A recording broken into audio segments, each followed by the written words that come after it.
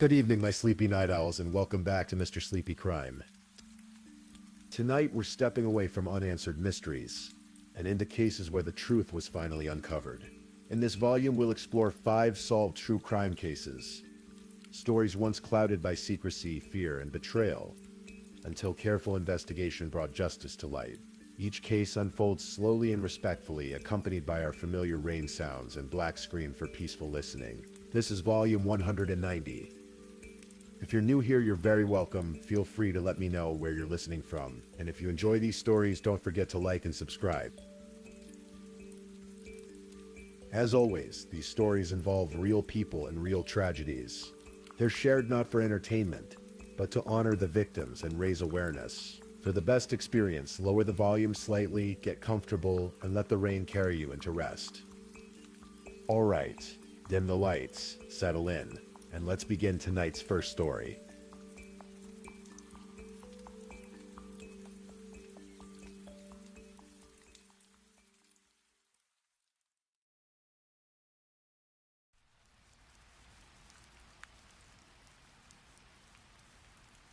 Tonight I'm going to tell you a true story that unfolded in the spring of 2024, in the city of Milwaukee, Wisconsin. It's a story about a young woman with dreams, a family who loved her, and a tragedy that would shake an entire community to its core. This story, like all the stories we share here, is told with respect for those involved, and with the hope that in remembering, we honor those who can no longer speak for themselves. Tonight's first story is about Sade Robinson. Take a deep breath with me, and let's begin. Sade Carolina Robinson was born on May 10th, 2004, in Vicksburg, Mississippi. Her name, pronounced Sade, would become one that her community would never forget, though not for the reasons her mother had hoped when she first held her baby girl in her arms. Sade was the kind of daughter every parent dreams of having. She was ambitious, independent, and filled with a determination that set her apart from her peers. By the time she was a teenager, she had already begun charting the course of her future, with the kind of clarity that many people don't find until much later in life. Her parents, Sheena Scarborough and Carlos Robinson, had never married, but they worked together to give Sade the best life they could.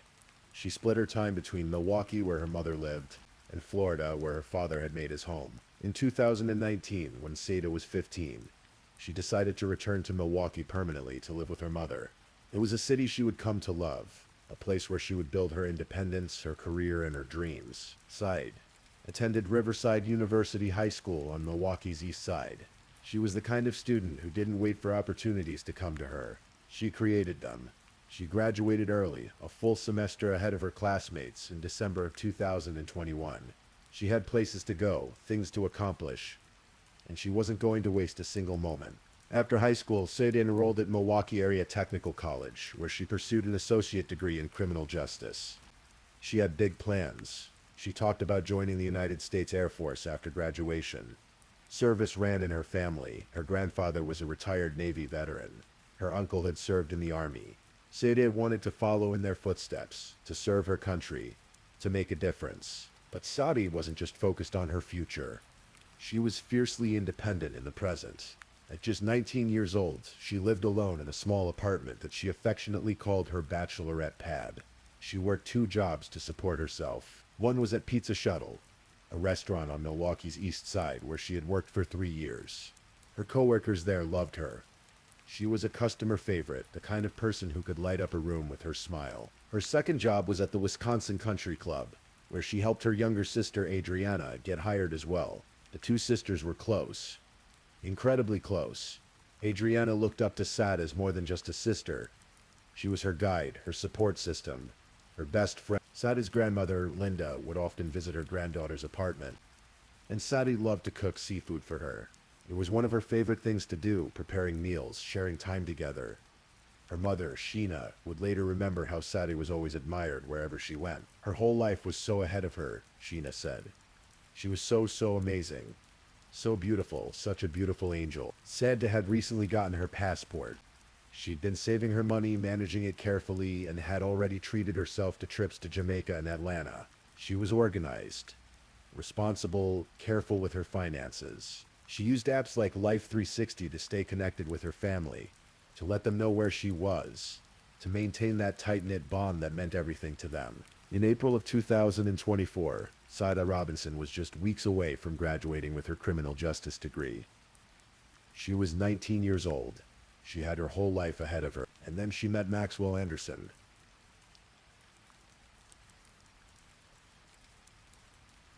Maxwell Stephen Anderson was 33 years old.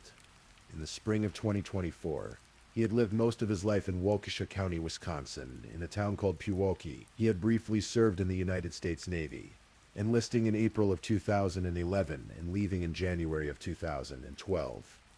The circumstances of his departure were unclear, and he never spoke much about his time in the service. In the years leading up to April 2024, Maxwell worked as a bartender at several establishments around Milwaukee.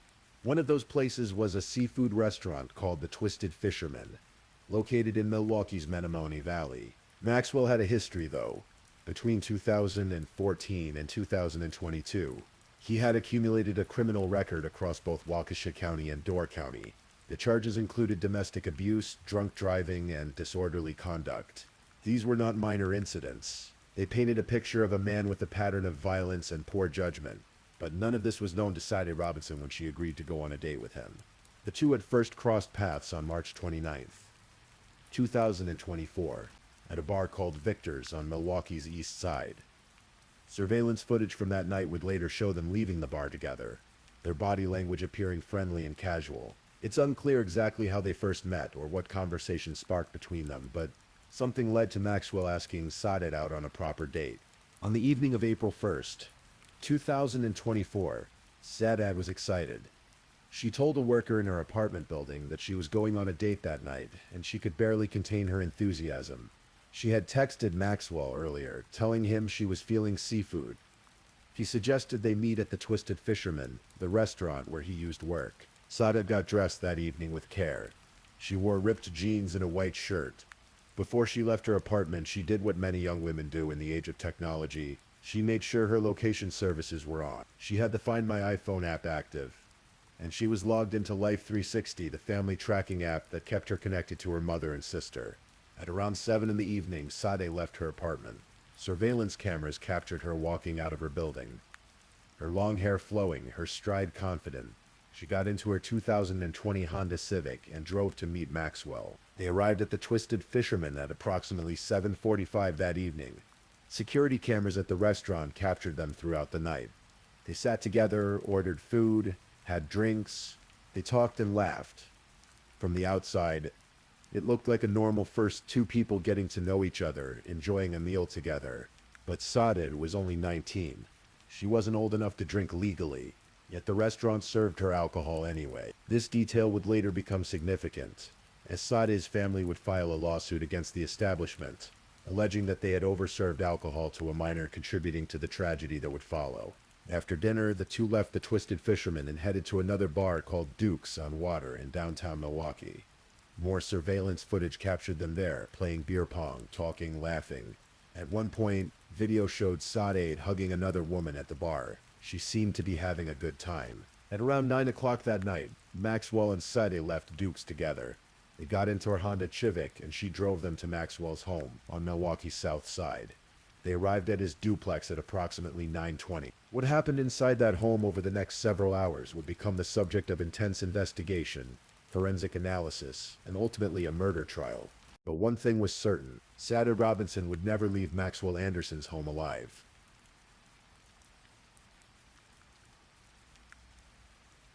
The morning of April 2nd, 2024 began with a series of disturbing discoveries. At approximately 7:32 in the morning, the Milwaukee Fire Department responded to a call about a vehicle fire near 30th and Lisbon Avenue on Milwaukee's north side. When firefighters arrived, they found a 2020 Honda Civic engulfed in flames. The fire had caused extreme damage, completely destroying the interior of the vehicle. The heat had been so intense that the metal had warped, the windows had shattered, and everything inside had been reduced to charred remains. But even through the destruction, investigators were able to identify certain items. Inside the burned car, they found remnants of the clothing Sade Robinson had been wearing the night before. The white shirt, the ripped jean. They also found pieces of an iPhone, consistent with the phone Sade had been carrying. Most tellingly, they found a stuffed animal on the passenger floor, saturated with an accelerant. This was not an accidental fire. Someone had deliberately set this car ablaze, while firefighters worked to extinguish the flames. Surveillance cameras in the area had been recording. License plate readers had captured Sade's Honda Civic traveling through various parts of Milwaukee throughout the early morning hours. The car had left Maxwell Anderson's home at approximately 12:40 in the morning. It had driven past Lakefront Brewery at around 1 o'clock. It had traveled towards Sade's apartment building, then changed direction. At some point in those dark hours, the car had headed toward Warnemont Park in the suburb of Cudahy, along the shores of Lake Michigan. City workers would later report that someone had used a car to ram through a locked gate leading to a service road near the park's pump house. Pieces of a broken Honda Civic were found at the scene. Surveillance cameras at the pump house had captured something else too. Footage showed headlights on the bluff overlooking Lake Michigan. It showed the silhouette of a person moving in the tree line. It showed activity in a place that should have been quiet and empty in the middle of the night. And then at 5:29 that afternoon, a member of the public was walking through Warnemont Park when they made a horrifying discovery. There on the bluff, about 2/3 of the way down a 100-foot drop toward the lake, was a human leg. It had been severed. It appeared to have been sawn off at the hip. It was identified through preliminary examination as belonging to a black woman, approximately 5 feet tall. DNA testing would soon confirm what investigators had already begun to suspect. The leg belonged to Sade Robinson. That evening, when Sade didn't show up for her shift at Pizza Shuttle, her coworkers knew something was wrong. Sade was reliable. She was responsible. She didn't just fail to show up without calling, without explanation. At 9 o'clock that night, her friend AJ called the Milwaukee Police Department to report her missing. But here's where the story takes another painful turn. Sade's mother, Sheena Scarborough, wasn't notified of her daughter's disappearance right away. In fact, it would be 2 full days before police contacted her to tell her that Sade had been reported missing. 2 days during which Sheena had no idea that her daughter was in danger. 2 days during which she believed everything was fine, that Sade was just busy with school and work and life. When Sheena finally learned that Sade was missing, and then when she learned what had been found at Warnemont Park, her world shattered. The discovery of the leg was just the beginning. In the days and weeks that followed, more of Sade's remains would be found scattered across Milwaukee County and beyond. On April 6th, police searching the area near where Sade's car had been found discovered more remains. A human foot.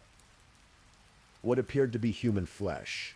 All of it appeared to have been deliberately placed, hidden in areas that would be difficult for searchers to access. On April 18th, a person walking along a remote, tree-lined beach in South Milwaukee found a torso and an arm washed up on the shore of Lake Michigan.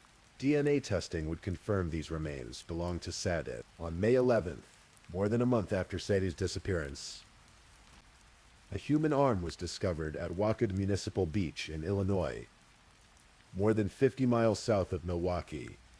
The Lake County Coroner's Office identified it as a right human arm believed to belong to a female. DNA testing would later confirm it was Sade's. Despite extensive searches of Lake Michigan, despite the use of sonar detection boats, despite countless hours spent by law enforcement, volunteers and Sade's own family members searching parks and shorelines, Sade Robinson's head was never found.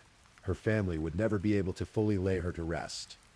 Sheena and Carlos and young Adriana would have to live with the knowledge that their daughter, their sister, was still incomplete, still scattered, still lost in ways that no family should ever have to endure. Carlos Robinson, Sade's father, would later tell the court, "My daughter had a lot of life left to live.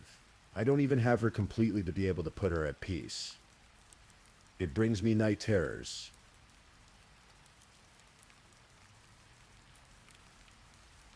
While the community reeled from these horrific discoveries, investigators were building their case. Surveillance footage became crucial.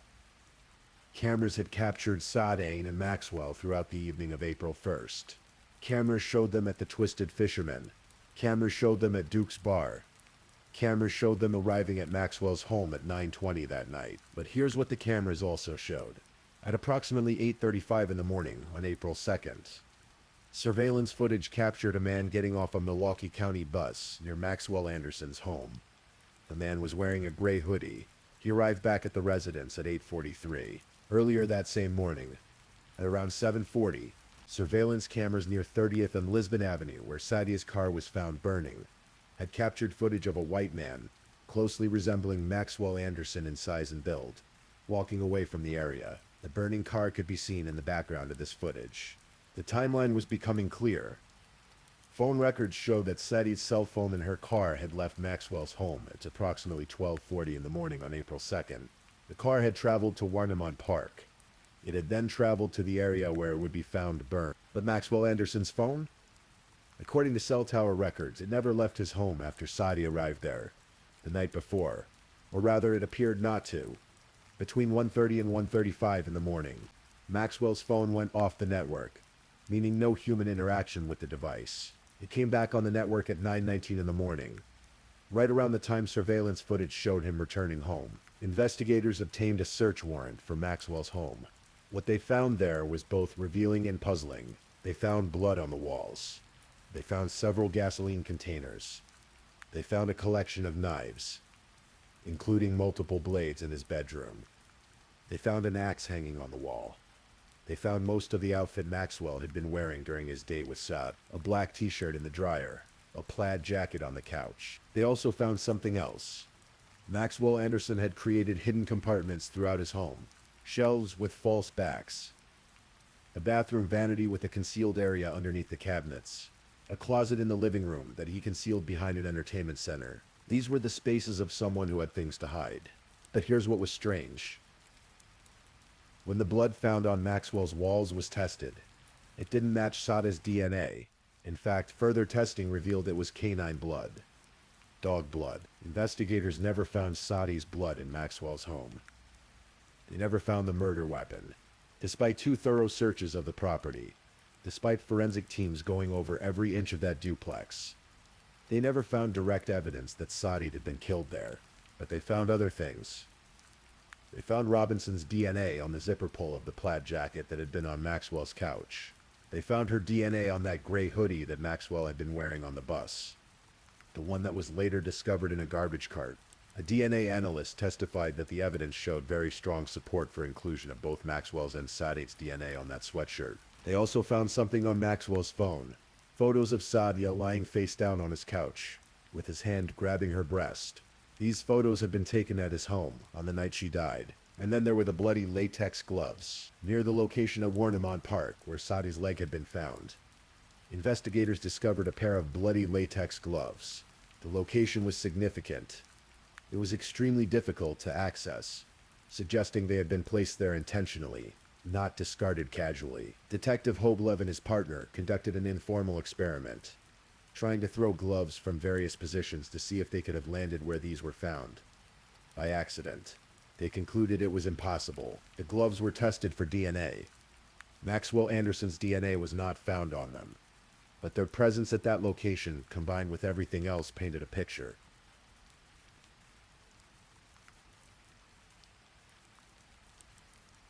On April 4th, 2024, just 2 days after Sade was reported missing, Maxwell Anderson was arrested during a traffic stop by the Milwaukee County Sheriff's Office. On April 12th, he was formally charged with first-degree intentional homicide, mutilating a corpse, and arson of property other than a building.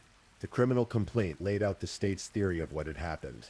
They believed that Maxwell Anderson had killed Sade Robinson at his home on Milwaukee's South Side, sometime in the early morning hours of April 2nd. They believed he had then driven her body in her own car to Warnemont Park in Cudahy, where he dismembered her remains.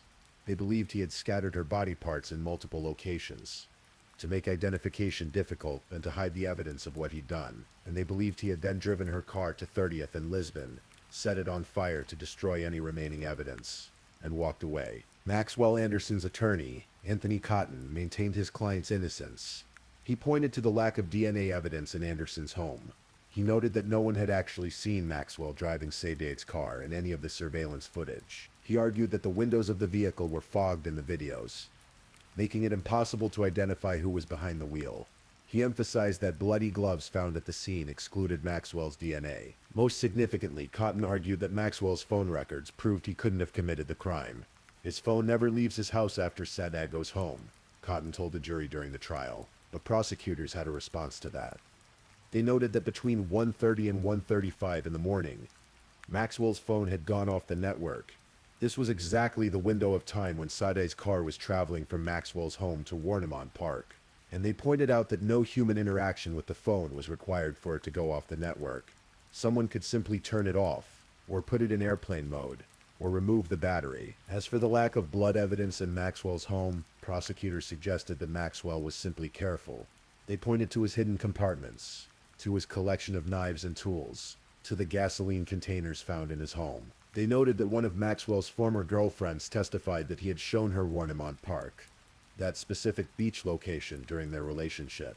She described him as someone who knew the area well, who had talked about that secluded spot before. The same ex-girlfriend testified about Maxwell's character.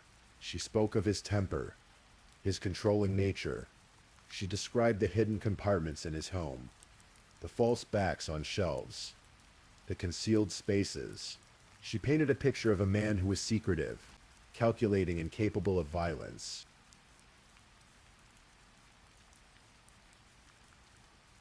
The trial of Maxwell Anderson began in late May of 2025. More than a year after Sade's death, jury selection started on May 27th. The jury consisted of 9 women and 3 men. They would spend the next 8 days hearing evidence, viewing surveillance footage, listening to testimony from dozens of witnesses. Sheena Scarborough, Sade's mother, attended every single day of the trial. She sat in the courtroom with her youngest daughter, Adriana, who was now 17 years old. Sheena had promised herself that she would be an eyewitness to justice for her firstborn child. She had called Maxwell Anderson a demon, a demonic entity, and she wanted to look him in the eye as the evidence against him was presented. The prosecution, led by Assistant District Attorney Ian Vance Curzan, presented their case methodically. They showed the jury surveillance footage from the Twisted Fisherman, from Duke's Bar, from the streets of Milwaukee as Sade's car traveled through the city in the early morning hours. They showed footage from the pump house at Warnemont Park.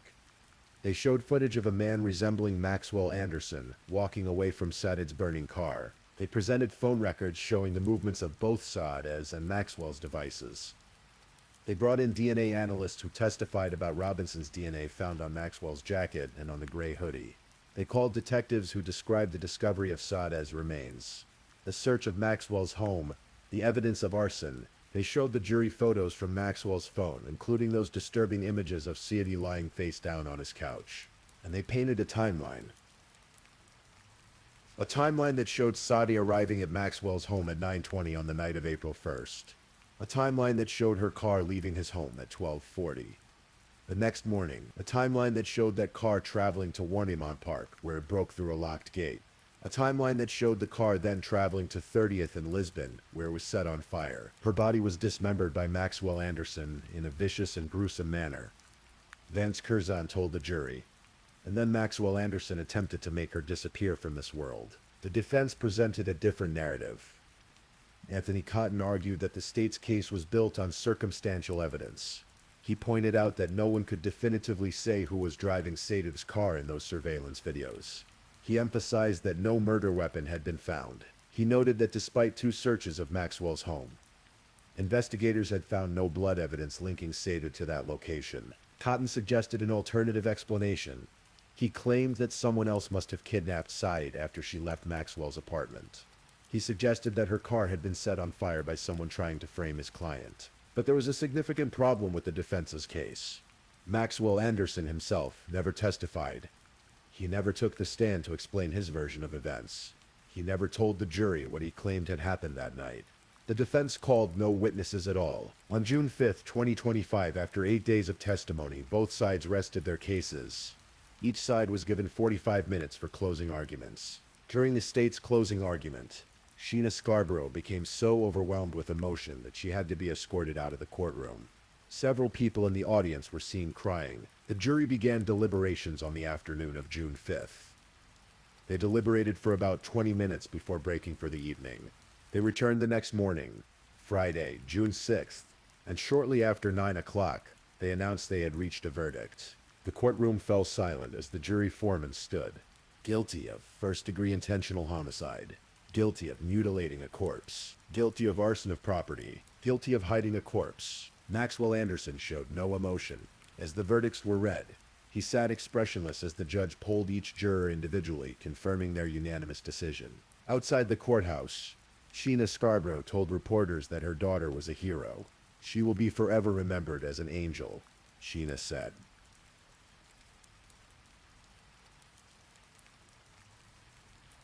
Sentencing was scheduled for August 1st, 2025.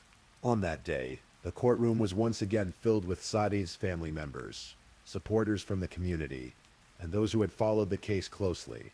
It was time for victim impact statements. Adriana Reams, Sade's younger sister, now 17 years old, stood to address the court. Her voice cracked as she spoke. She described how the murder had forced her to grow up faster than she'd ever imagined. She talked about the days she spent searching for her sister's body instead of going to school. She described learning how to navigate communication with law enforcement, how to console her grieving mother with each new horrific update. "I quit my job," Adriana said, "because I couldn't go back to a place where I used to spend time with her, hearing the way she changed people's lives with her smile or her laugh." She spoke of how Sade had been her guide, her support system. "All my sister did was meet someone, and he stole her life," she said, unable to speak Sade's name without breaking into tears. "I cannot meet any person without the fear that they're gonna harm me." Carlos Robinson, Sade's father, told the court that becoming Sade's father had changed everything for him.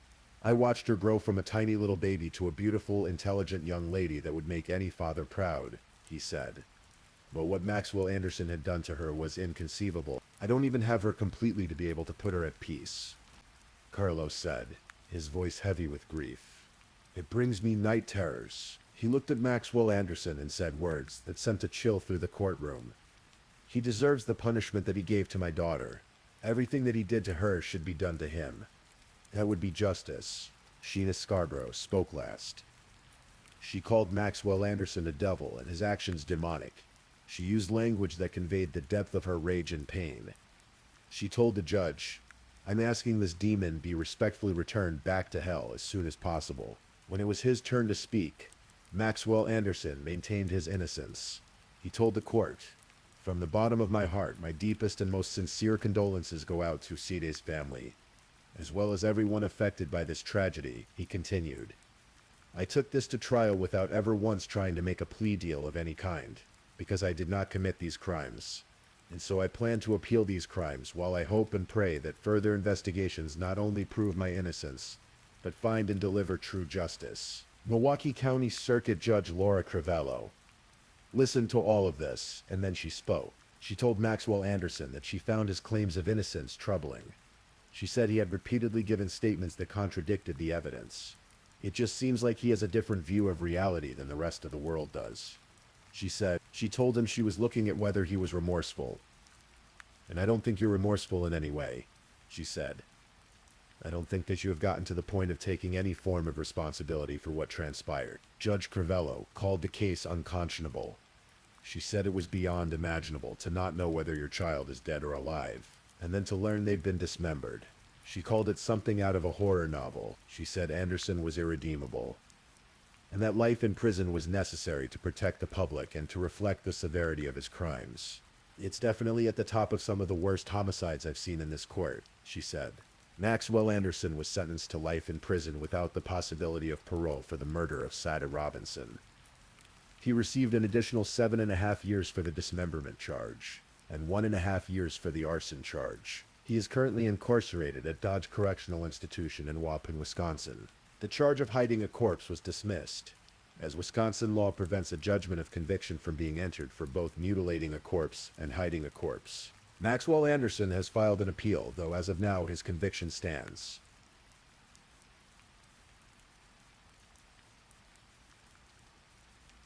In the months following the trial, Sade Robinson's community has worked to ensure that she is remembered, not for how she died, but for how she lived. In September of 2024, a mural of Sade was painted on a wall near the entrance of Pizza Shuttle, the restaurant where she had worked for 3 years. It shows her beautiful smile, her vibrant spirit. It's a place where those who knew her can stop and remember. In May of 2024, Milwaukee Area Technical College held a commencement ceremony.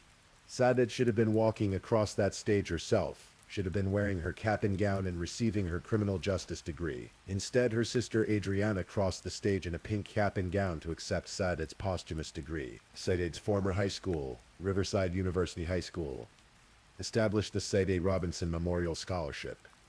It's awarded to students who are following in Sade's footsteps by attending a technical college. The scholarship ensures that Sade's dreams of education and self-improvement live on in other young people. Sheena Scarborough, Sade's mother, channeled her grief into advocacy.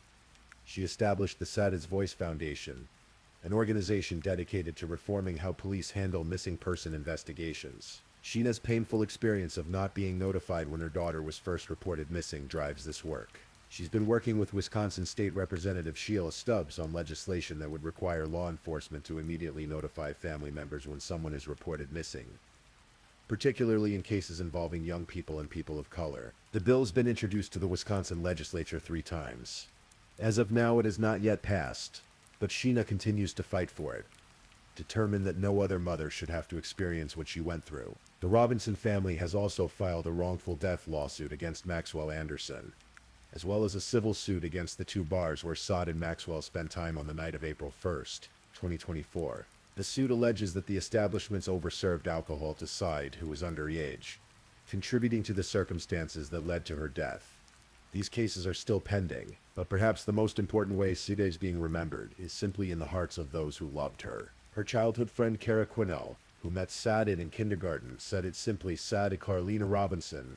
She was the most beautiful girl in the world. Her co-workers at Pizza Shuttle remember her as a customer favorite, someone who brightened every shift. Her family remembers her as a loving daughter, a cherished sister, a dear friend, and her story has become part of a larger conversation about violence against black women, about the importance of believing victims, about the need for systemic changes in how missing persons cases are handled, particularly when those missing persons are young women of color. According to the Black and Missing Foundation, in 2022 alone, more than 214,000 people of color were reported missing in the United States.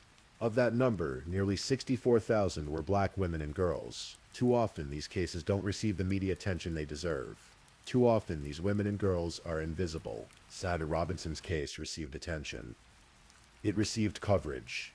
It received justice in the form of a conviction. But her mother, Sheena, wants to make sure that attention leads to change, that other families don't have to fight to be heard, to be believed, to be notified when their loved ones disappear. Say her name, activists have urged, Sade Robinson. Because in saying her name and remembering her story, we acknowledge not just the tragedy of her death, but the beauty and promise of her life. Sade Carlina Robinson was 19 years old when she died. She was weeks away from graduating college. She was considering joining the Air Force. She worked 2 jobs. She was independent, ambitious, kind, and loved. She went on a first date with a man she had just met, and she never came home. Her body was dismembered and scattered across multiple locations. Parts of her were never found. Her family will never have the closure of a complete burial. They will carry this trauma for the rest of their lives, but they will also carry her memory. They will carry her smile, her laugh, her determination. They will carry the legacy of a young woman who dreamed big and worked hard and deserved so much more than the few short years she was given. Tonight, as you drift off to sleep, think of Sade. Think of the dreams she had, the life she was building, the person she was becoming. Think of her family, still grieving, still fighting for justice and change. Think of all the young women like Sade, full of potential, who deserve to live their lives in safety. Rest well, Sade Robinson. Your name will not be forgotten.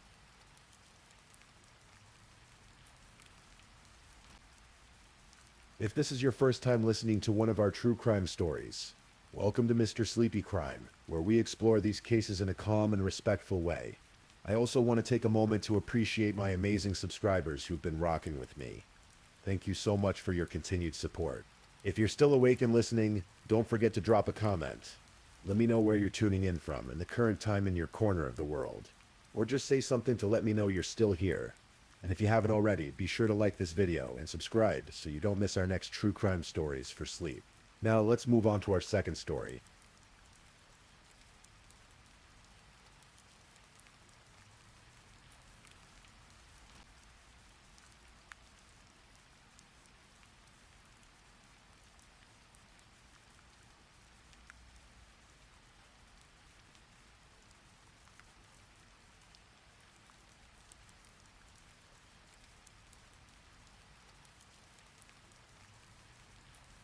Story 2. Tonight we journey to the wide-open plains of the Oklahoma Panhandle, where the endless sky meets endless grassland, and where the quiet can sometimes hide the darkest of human intentions. This is a story about family, about custody battles that spiral beyond all reason, and about how desperation can transform ordinary people into something unrecognizable. This is the story of Tiffany Adams, and what came to be known as the Freezer Murders. So I want you to take another deep breath and let's begin.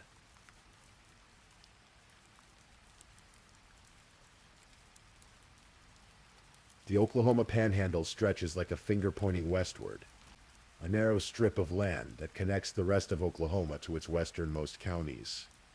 It's a place of small towns with names like Guymon, Boise City, and Key, places where everyone knows everyone, where the nearest neighbor might be miles away, and where the wind carries secrets across the prairie grass. In these remote communities, life moves at a different pace.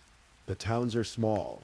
Cimarron County, sitting at the western tip of the Panhandle, has fewer than 2,300 people spread across nearly 2,000 square miles. It's the kind of place where a pickup truck is essential, where cattle outnumber people, and where the horizon stretches endlessly in every direction. Just across the state line lies Kansas, and the small town of Hugaton, about 40 miles northeast of where our story takes place. It's here that a young woman named Veronica Butler was trying to rebuild her life in the spring of 2024. Veronica Butler was 27 years old. She had red hair and green eyes, stood 5 feet 4 inches tall, and wore a butterfly tattoo on her left forearm. Those who knew her described her as an amazing young woman, someone who loved her children with everything she had. Her children were her life, they said. Her whole life, but Veronica's path to motherhood had been complicated. She had 2 children with a man named Wrangler Rickman, a 6-year-old and an 8-year-old. The relationship with Wrangler had been difficult. Court records describe both parents as very young and immature, noting conflicting testimony about inappropriate behavior and poor choices on both sides. In 2021, Veronica had been awarded full custody of her children. For a brief moment, it seemed like she had won the right to raise her own kids. But that victory was short-lived. By 2022, everything had changed. Veronica lost custody. The children went to live with their father, Wrangler. But there was a complication. Wrangler was struggling with substance abuse and legal issues. He was in and out of rehabilitation facilities, and so the children didn't stay with their father. They stayed with their grandmother, Wrangler's mother, a woman named Tiffany Adams. Tiffany Matchell Adams was 54 years old in the spring of 2024. She lived in the tiny community of Keiths, Oklahoma, deep in the Panhandle. She was more than just a grandmother to these children. She had become their primary caregiver, their protector, their world. Tiffany had strong opinions about how children should be raised. She had strong opinions about a lot of things. In fact, she had been elected as the Republican Party chair for Cimarron County, though state officials later noted that only a handful of people had voted in that election, given how sparsely populated the county was. But Tiffany's most passionate opinions concerned Veronica Butler, and what she believed Veronica was doing to the children.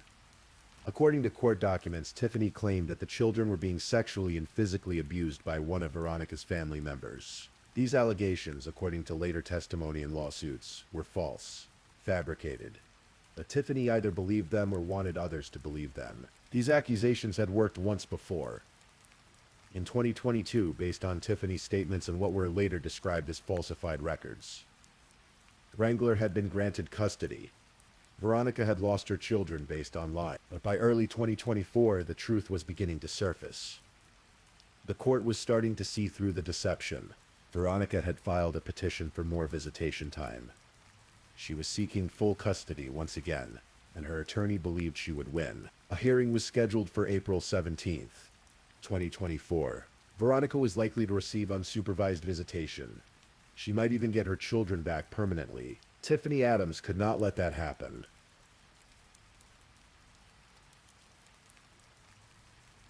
Tiffany wasn't alone in her world. She had a boyfriend, a 43-year-old man named Tad Burt Cullum. Like Tiffany, he lived in Keys.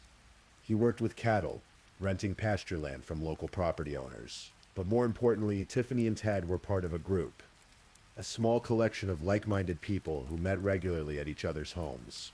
They called themselves God's Misfits. The group was described as having both religious and political elements. They met for prayer.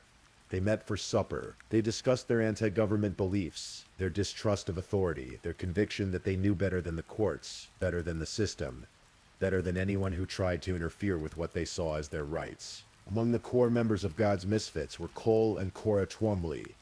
Cole was 50 years old. Cora was 44. They owned a cattle company near Boise City, Oklahoma, and they opened their home for the group's meetings. According to later testimony, there were about 15 adults and numerous children who participated in these gatherings. There was also a younger man named Paul Grice. He was 32 years old, and he had a troubled past. Grice later testified that he had been abused as a child, and when Tiffany Adams shared her allegations about Veronica's family abusing the children, something in Grice responded. He felt a connection to the story. He wanted to help protect these children from the abuse that Tiffany described. Except the abuse wasn't real. Grice would later say he felt duped, brainwashed. He claimed he had lied to the group, telling them he had killed someone before, while protecting abused children, trying to prove himself as someone who could help. Over time, according to testimony from Cora Twombly, the conversations in God's Misfits began to shift. The meetings weren't just about prayer anymore. They weren't just about politics. They began to discuss a problem. The Veronica problem. Tiffany Adams hated Veronica Butler. She wanted her gone. She wanted to raise her grandchildren herself, without interference. And there was only one way to make sure Veronica never came back for the children. She would have to die.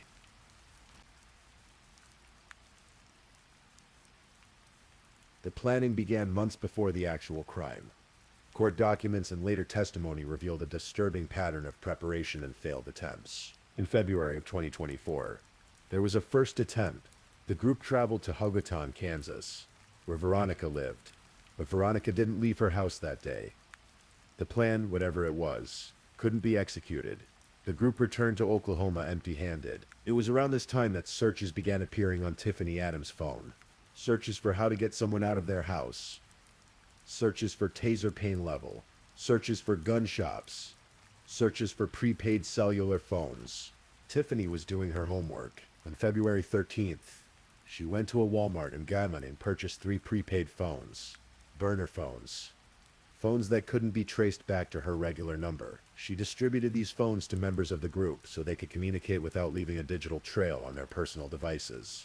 The Twombly's 16-year-old daughter would later testify that she overheard conversations about these plans.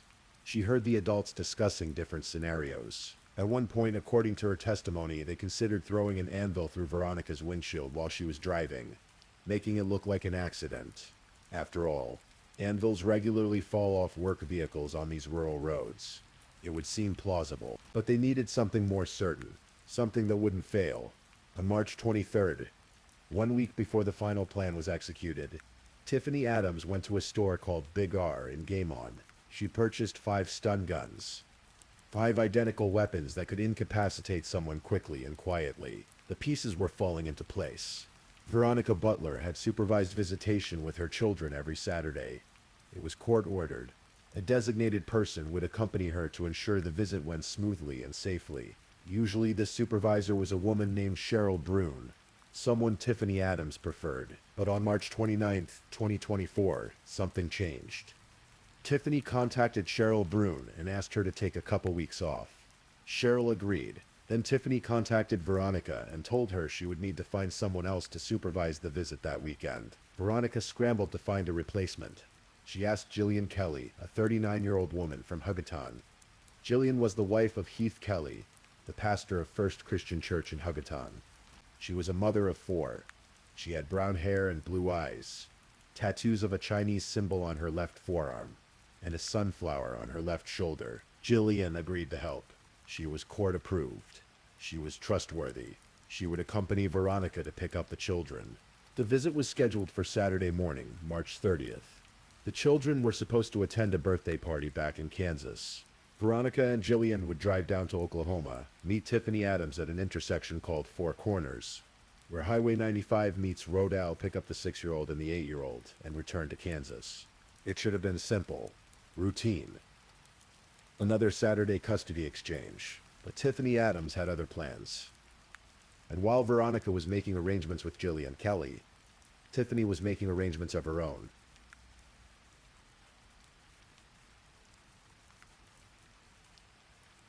Friday, March 29th.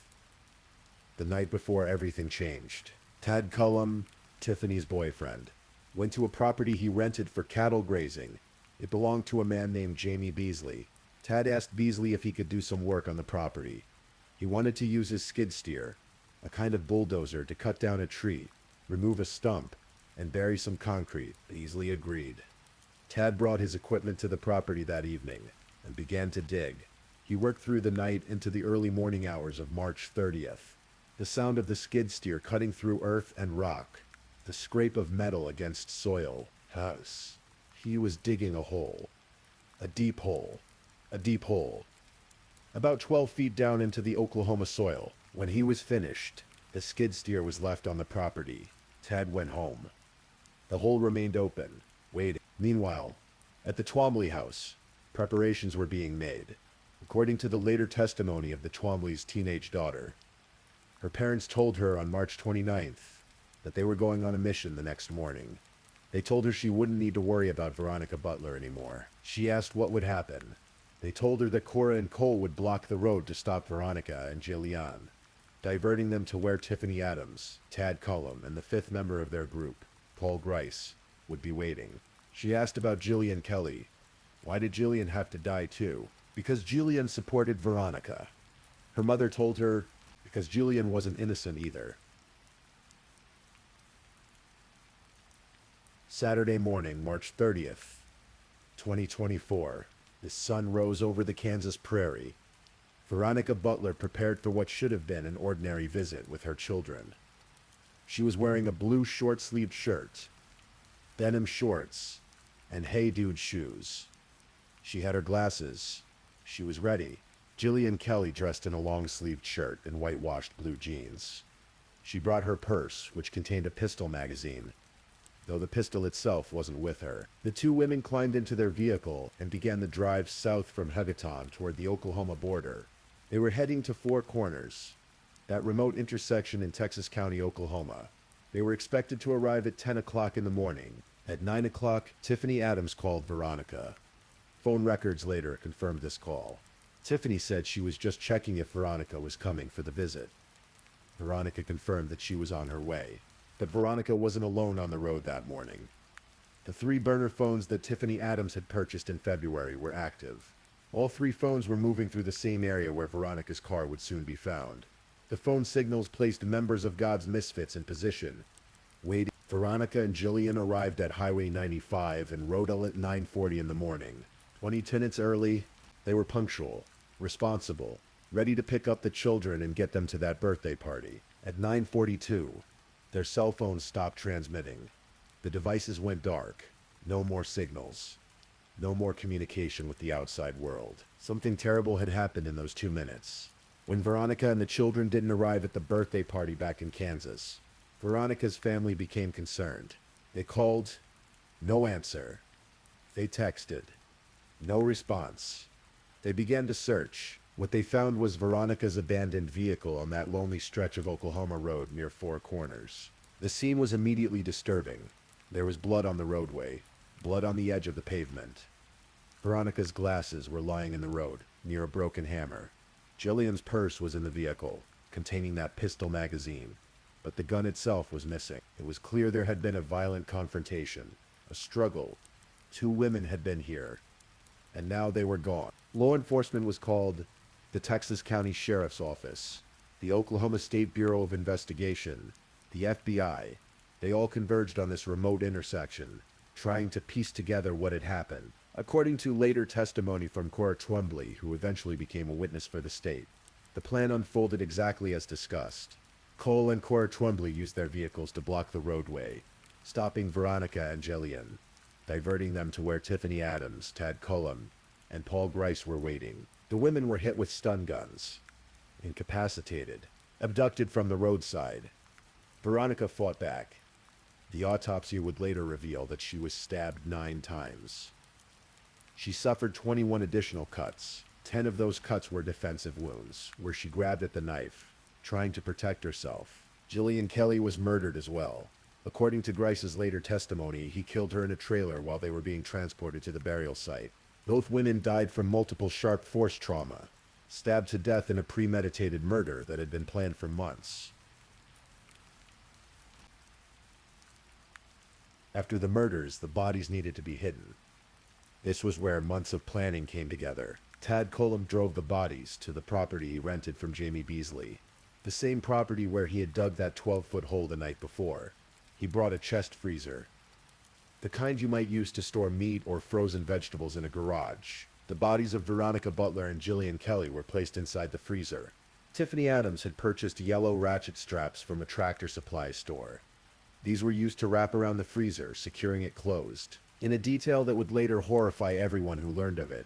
Court documents revealed that Tiffany had made her grandchildren, Veronica's own children, carry those ratchet straps around the Tractor Supply store before the murder. The children unknowingly handled the very items that would be used to seal their mother's body in a freezer. The freezer was lowered into the hole. Ted Cullum threw in his clothing, which was covered in blood. He threw in the stun gun. He threw in the knife. All the evidence went into that hole. Then they began to fill it. Dirt, cement, rocks, old farming equipment. They covered the freezer with layer after layer, making sure it was hidden deep. When they were done, they spread hay over the top, disguising the burial site as just another part of the Oklahoma pasture. The burner phones went silent. The members of God's Misfits returned to their lives. But the investigation was just beginning. The Oklahoma State Bureau of Investigation worked tirelessly. They analyzed phone records. They interviewed witnesses. They searched Tiffany Adams' phone and found those incriminating internet searches. Taser pain level, gun shops, prepaid phones, how to get someone out of their house. They discovered that Tiffany had purchased 5 stun guns on March 23rd. They found records of the 3 burner phones purchased in February. They interviewed the Twombly's 16-year-old daughter, who courageously told investigators what she knew. She described God's Misfits. She described the mission her parents went on. She described the conversations she overheard about getting rid of Veronica Butler. She asked her mother if the bodies were in a well.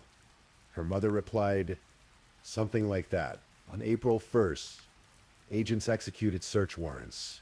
They followed the trail of those burner phones.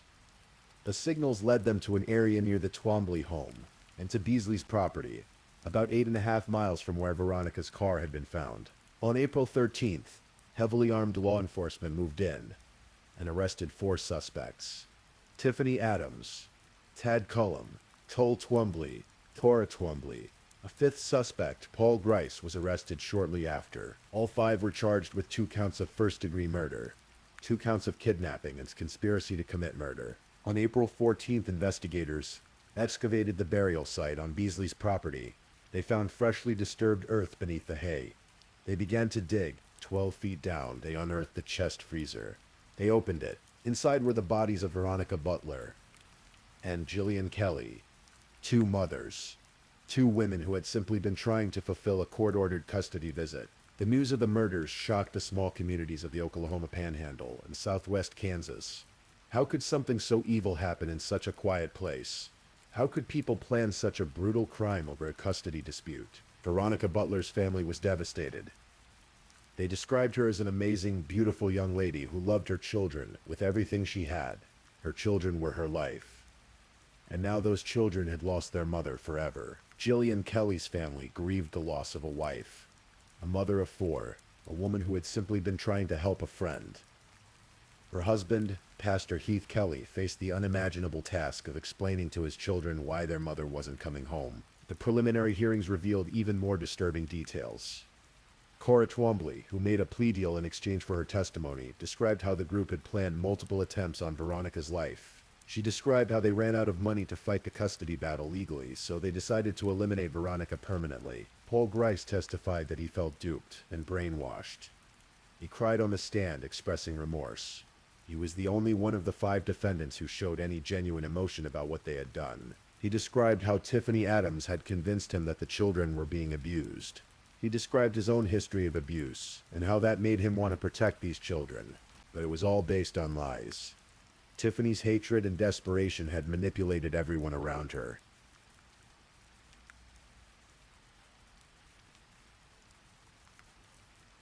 As the case moved through the courts, the legal system had to reckon with the severity of these crimes. In December of 2024, Tiffany Adams waived her right to a preliminary hearing and admitted guilt. In October of 2025, she entered a no-contest plea to 9 charges, including 2 counts of first-degree murder, 2 counts of unlawful removal of a dead body, 2 counts of unlawful desecration of a human corpse, 2 counts of child neglect related to making her grandchildren carry those ratchet straps, and 1 count of conspiracy. As part of her plea deal, the death penalty was taken off the table. On February 2nd, 2026, just days ago, Tiffany Adams was sentenced to 2 life terms without the possibility of parole, plus additional prison terms of 5 and 7 years on the other counts. All sentences to be served concurrently. She will spend the rest of her life in prison. Tad Cullum, Cole Twombly, and the others still face their own legal proceedings. Trial dates have been set. Sade, Cora Twombly, and Paul Grice, having cooperated with prosecutors, will likely receive reduced sentences in exchange for their testimony. But no amount of legal justice can bring back Veronica Butler and Jillian Kelly. No sentence can undo the trauma inflicted on the children who lost their mother. No punishment can heal the families torn apart by this senseless violence. Among all the horror of this case, the most tragic aspect is the fate of Veronica's children. The 6-year-old and the 8-year-old she loved so dearly. The children she fought so hard to see. The children she died trying to visit. These children had been living with Tiffany Adams, believing she was their protector, their caregiver, the one who loved them. They didn't know their grandmother had murdered their mother. They didn't know she had manipulated the entire custody battle with lies and false accusations. Imagine learning that truth. Imagine being those children, growing up with the knowledge that your grandmother orchestrated your mother's death, that she involved you unknowingly in the crime by having you carry supplies that would be used in the burial. The psychological impact of such a revelation is almost incomprehensible. Court documents indicate that all the children involved in this case are now safe, and presumably in the care of other family members. But safe from physical harm doesn't mean safe from the emotional and psychological scars that will last a lifetime.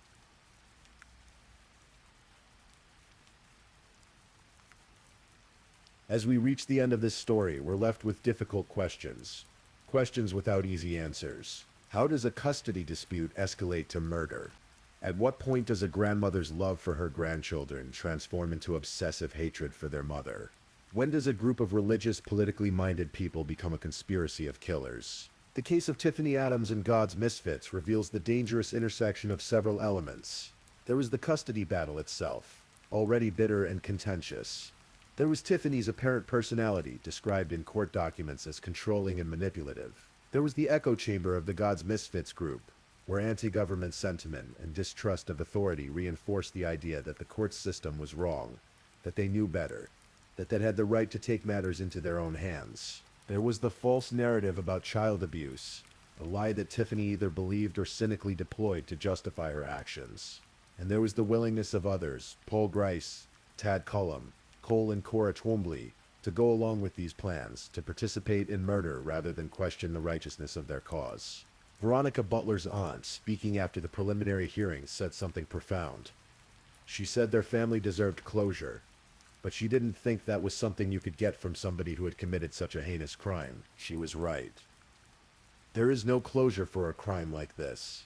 There is only the slow, painful process of learning to live in a world where this terrible thing happened. And so we return to where we began. The Oklahoma Panhandle, that wide-open prairie where the wind whistles across endless grassland, the small towns of Keys and Boise City and Guymon, the remote intersection at Four Corners where 2 women stopped on a Saturday morning and never left alive. The landscape remains the same. The horizon still stretches to infinity. The cattle still graze on rented pasture land. But the community has changed.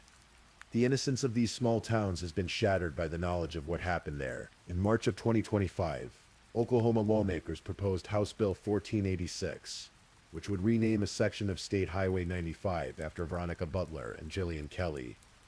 A memorial, a way to ensure their names are remembered in this place where their lives were taken, because that's what we're left with. Names. Stories. The memory of two women who deserved better. Veronica Butler, 27 years old, with her red hair and butterfly tattoo and fierce love for her children. Jillian Kelly, 39 years old, pastor's wife, mother of four, trying to help a friend. They were real people. They had families who loved them. They had futures that should have unfolded over many more decades. They should be here today, living their lives, raising their children, experiencing all the ordinary joys and sorrows that make up a human existence. Instead, they are gone, buried in a freezer by people who believed they had the right to decide who lived and who died. People who wrapped their violence in the language of protection and faith and family values. As you drift towards sleep tonight, remember Veronica and Jillian, not for the horror of how they died, but for the simple fact that they lived. They were daughters and mothers and friends. They were imperfect, like all of us. They made mistakes, like all of us. But they deserved to live. They deserve justice. They deserve better than what they got on that March morning in 2024. And remember, too, that justice, though imperfect, did come. The investigation was thorough. The arrests were made. The guilty have been or will be punished. The legal system, for all its flaws, worked to hold the perpetrators accountable. That won't bring Veronica and Jillian back. Nothing can. But it means something. It has to mean something. Let this story settle into your mind as you settle into sleep. Let it remind you that every custody battle, every family conflict, every disagreement, no matter how bitter, has boundaries that should never be crossed. That human life has value. That courts and laws in civilized society exist for a reason. That vigilantism and violence are never the answer, no matter how righteous the cause might seem to those who perpetrate it. And let it remind you that in small towns and big cities, in remote intersections and busy streets, people are just trying to live their lives. Mothers are trying to see their children. Friends are trying to help. Families are trying to navigate difficult situations as best they can. Most of the time they succeed. Most of the time even bitter disputes are resolved without violence. Most of the time people choose compassion over cruelty, dialogue over destruction, life over death. But sometimes, rarely but unforgettably, something goes terribly wrong, and when it does, we tell the stories. We remember the names. We seek to understand, even when understanding seems impossible. This has been the story of Tiffany Adams and the Freezer Murders. The story of Veronica Butler and Jillian Kelly. The story of a custody battle that ended in unimaginable tragedy.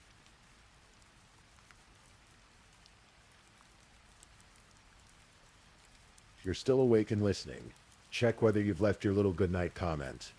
I always check your comments before I sleep too. And if you haven't already, don't forget to like this video and subscribe so you don't miss our next true crime stories for sleep. Meanwhile, let's move on to our third story.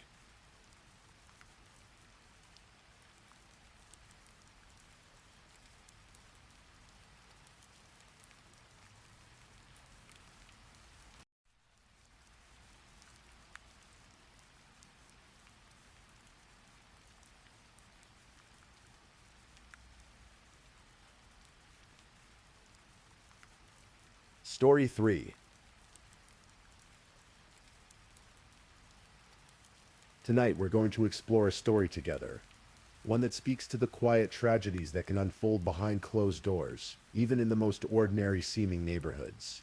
This is a story about love that turned toxic, about addiction that consumed a family, and about a woman named Isabella, who everyone called Izzy.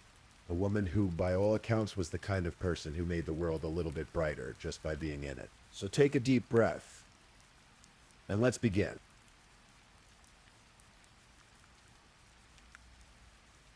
In the quiet market town of Burton Latimer, in Northamptonshire, England, there was a house on Donnington Road. From the outside, it looked like any other family home. Neighbors would see the usual comings and goings. 2 young girls playing in the garden, dogs that needed walking, the everyday rhythms of domestic life. But inside that house lived a woman who had spent her entire life learning how to make others feel loved. Her name was Isabella Knight, though almost no one called her that. To her family, her friends, the other mothers at the school gates, she was simply Izzy. And Izzy, everyone agreed, was someone special. She was born in Cheltenham, that elegant spa town in the Cotswolds. And from her very first days, her mother Helena would later recall, she was the perfect child, the kind of baby who slept through the night from an early age, who rarely fussed, who seemed to understand, even then, that the world was better when everyone around her was at peace. As Izzy grew, that gentleness never left her. She carried a teddy bear with her everywhere, a simple bear she called Teddy, clutching it like a talisman. When her little sister Georgina arrived, Izzy didn't feel threatened or jealous like some older siblings might. Instead, she welcomed her with open arms, and the two girls formed a bond that would last a lifetime. They were different. Izzy and Georgina, where Georgina was outspoken and confident, always the first to raise her hand in class, Izzy was quieter, more reserved. Her teachers would tell her mother that Izzy needed to speak up more, to be more assertive. But that wasn't who Izzy was. She was the peacemaker, the one who could see both sides of any situation and find the compromise that made everyone happy. As a teenager, boys would come knocking at the family's door, drawn to Izzy's quiet beauty, but she would hide, asking her parents to tell the boys she wasn't home. She wasn't interested in the usual teenage dramas.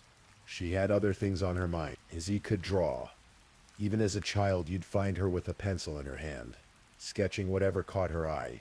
Her talent was obvious, undeniable. Her father Tim recognized this early on. And when the time came for university, he took her to visit different campuses, helping her make the right choice without ever pushing her in a particular direction. Guiding, not instructing, because that was how he'd always parented her. Izzy chose to study fine art at the University of Hertfordshire, and there she blossomed. Her portraits were extraordinary. Not just good, but so lifelike they looked like photographs. The way she could capture a person's essence with charcoal and paper. The way she understood light and shadow and the subtle details that make a face unique. It was remarkable. After university, Izzy balanced her art with practical work. She became a buyer for Flowers in Alconbury, a job she genuinely loved. But she also ran her own portrait business on the side, creating beautiful pencil and charcoal drawings of people and their pets. These weren't just commercial transactions for her. Each portrait was an act of care, a way of preserving something precious for the families who commissioned her work. Izzy had friends. She had hobbies. She loved being active, loved the outdoors. She went kayaking and running, pushing herself physically in a way that made her feel alive. One year, when her mother was diagnosed with breast cancer, Izzy ran the race for life to raise money for Cancer Research UK. Her mother was so proud. But more than anything else, more than her art or her career or her athletic pursuits, Izzy loved being a mother. She had 2 daughters, 2 little girls, who became her entire world. If anyone was born to be a mother, her own mother would say it was Izzy. She would go without, sacrifice anything, to give her daughters the best possible life. Gymnastics classes, swimming lessons, drama, dance. Izzy took them to all of it, wanting them to explore their talents, to find what made them happy. She was patient. She was kind. She never had a bad word to say about anyone. Her mother remembered once telling Izzy about killing a spider in the house, and Izzy had been genuinely upset. She didn't believe in killing anything, even spiders. She wanted her mother to take them outside instead, to give them a chance. That was Izzy. Soft-hearted, gentle, someone who couldn't stand the thought of causing harm to any living creature. Her grandmother Valerie would later say that Izzy's portraits would hang on her walls forever. That every time she looked at them, she would remember the beautiful, kind person who created them. Because that's what Izzy was. Beautiful. Kind. The sort of person who made the world better just by being in it. But Izzy had made a choice, years earlier, that would eventually lead to tragedy. She had married a man named Paul Knight.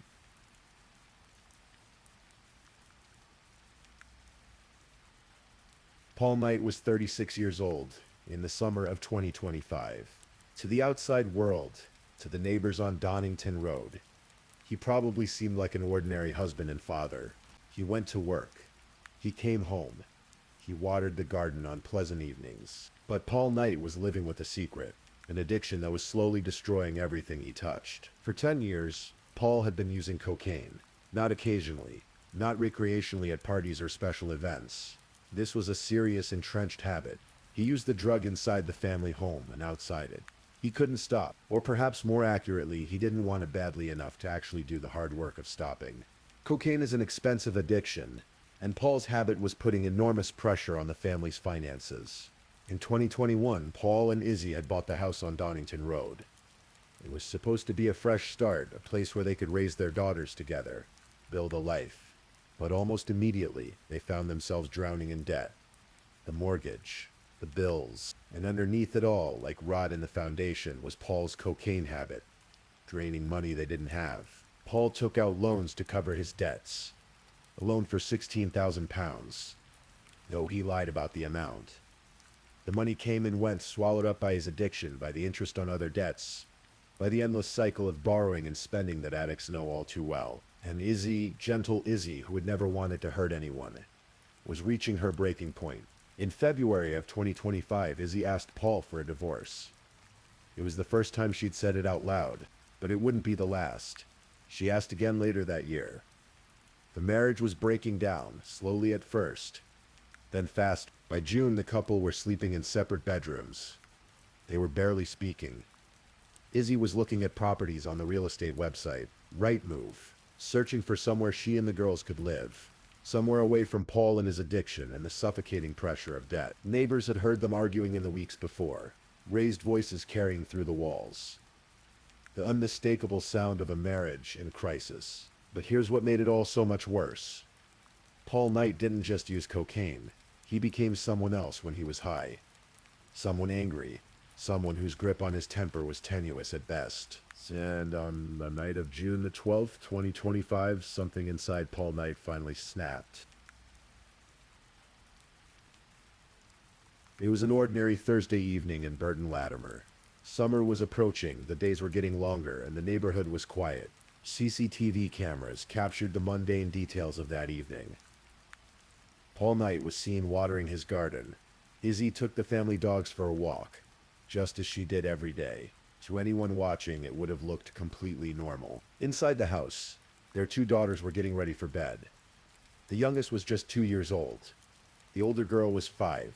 They had no idea what was about to happen. Paul and Izzy argued that evening. It wasn't unusual anymore. They'd been arguing for weeks, for months. But this time, there was something different in the air. This time, Paul had been using cocaine. His judgment was impaired. His inhibitions were lowered, and whatever Izzy said to him that night, whatever boundary she tried to establish, or truth she tried to speak, it triggered something dark in him, according to what Paul would later tell his lawyers. Izzy had told him that night that he wouldn't be able to see his daughters anymore. Whether she actually said this, or whether it was Paul's cocaine-fueled paranoia twisting her words into something more threatening, we'll never know for certain. What we do know is this. Sometime between 11:52 that night and 2:24 the following morning, Paul Knight walked into the bedroom where Izzy was sleeping, and he killed her. He strangled her, used his hands to crush her throat, cutting off her air, watching as she struggled and fought for breath. And when she tried to scream, when she tried to call out for help, he held a pillow over her face to muffle the sound. He didn't want the children to hear. The girls slept in another bedroom, just meters away. They didn't wake up. They didn't know that their mother was dying just down the hall. It would have taken minutes for Izzy to die. Minutes of terror, minutes of pain and confusion, and desperate, futile struggle. The judge who would later sentence Paul described it as a particularly brutal way to end a life, because of the mental suffering involved. The terror that Izzy must have experienced, knowing what was happening to her, feeling her consciousness slipping away, unable to breathe, unable to escape. And when it was over, when Izzy's body went limp and Paul realized what he'd done, he didn't call for help. He didn't check on his children. He didn't break down in remorse or panic.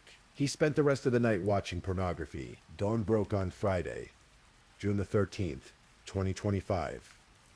The children woke up in their beds, unaware that their mother was dead in the next room. Paul Knight didn't go to work that morning. He began writing suicide notes on his phone instead. One of them read, "If you're reading this, I have killed myself and Izzy. I really didn't mean to kill her. I am truly sorry, but it's due to having an addiction to cocaine and spending money I don't have." In another note, he wrote that his ashes should be scattered in the bin where he belonged. He called his mother and asked her to come pick up the children, claiming that both he and Izzy were unwell.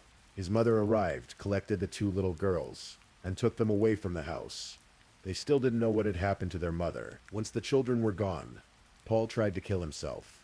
He went into the garden shed and retrieved a pair of secateurs, those heavy garden shears used for pruning plants. He used them on himself, but the attempt was superficial. He didn't really want to die, or perhaps he wanted to, but couldn't find the courage to follow through. So instead, he got into his blue Skoda Superb and drove to the nearby McDonald's restaurant on Folly Way. And there, in the car park, he crashed the vehicle. It wasn't a high-speed collision. It wasn't dramatic, but it was enough to bring the police. Rhodes policing officers arrived at the scene and immediately noticed something odd about Paul Knight's behavior. He wasn't acting like someone who'd just been in a car accident. He was agitated, strange. His responses didn't make sense. The officers made a decision. They decided to search his home, and that's where they found her. Izzy, lying in her bed under the covers where she'd been dead for hours. The house told its own story. There were bloodied knives scattered around. Blood on the walls. Smashed crockery. The physical evidence of violence that Paul had tried to clean up couldn't quite erase. Police also found the suicide note that Paul had written. The one where he confessed to killing Izzy. In it, he begged them not to reveal how she had died. He wanted to control the narrative even then, to minimize the horror of what he'd done, but there was no minimizing it. A forensic post-mortem examination confirmed what the officers suspected. Izzy had died from applied pressure to her neck. She had been strangled. Paul Knight was arrested and charged with murder.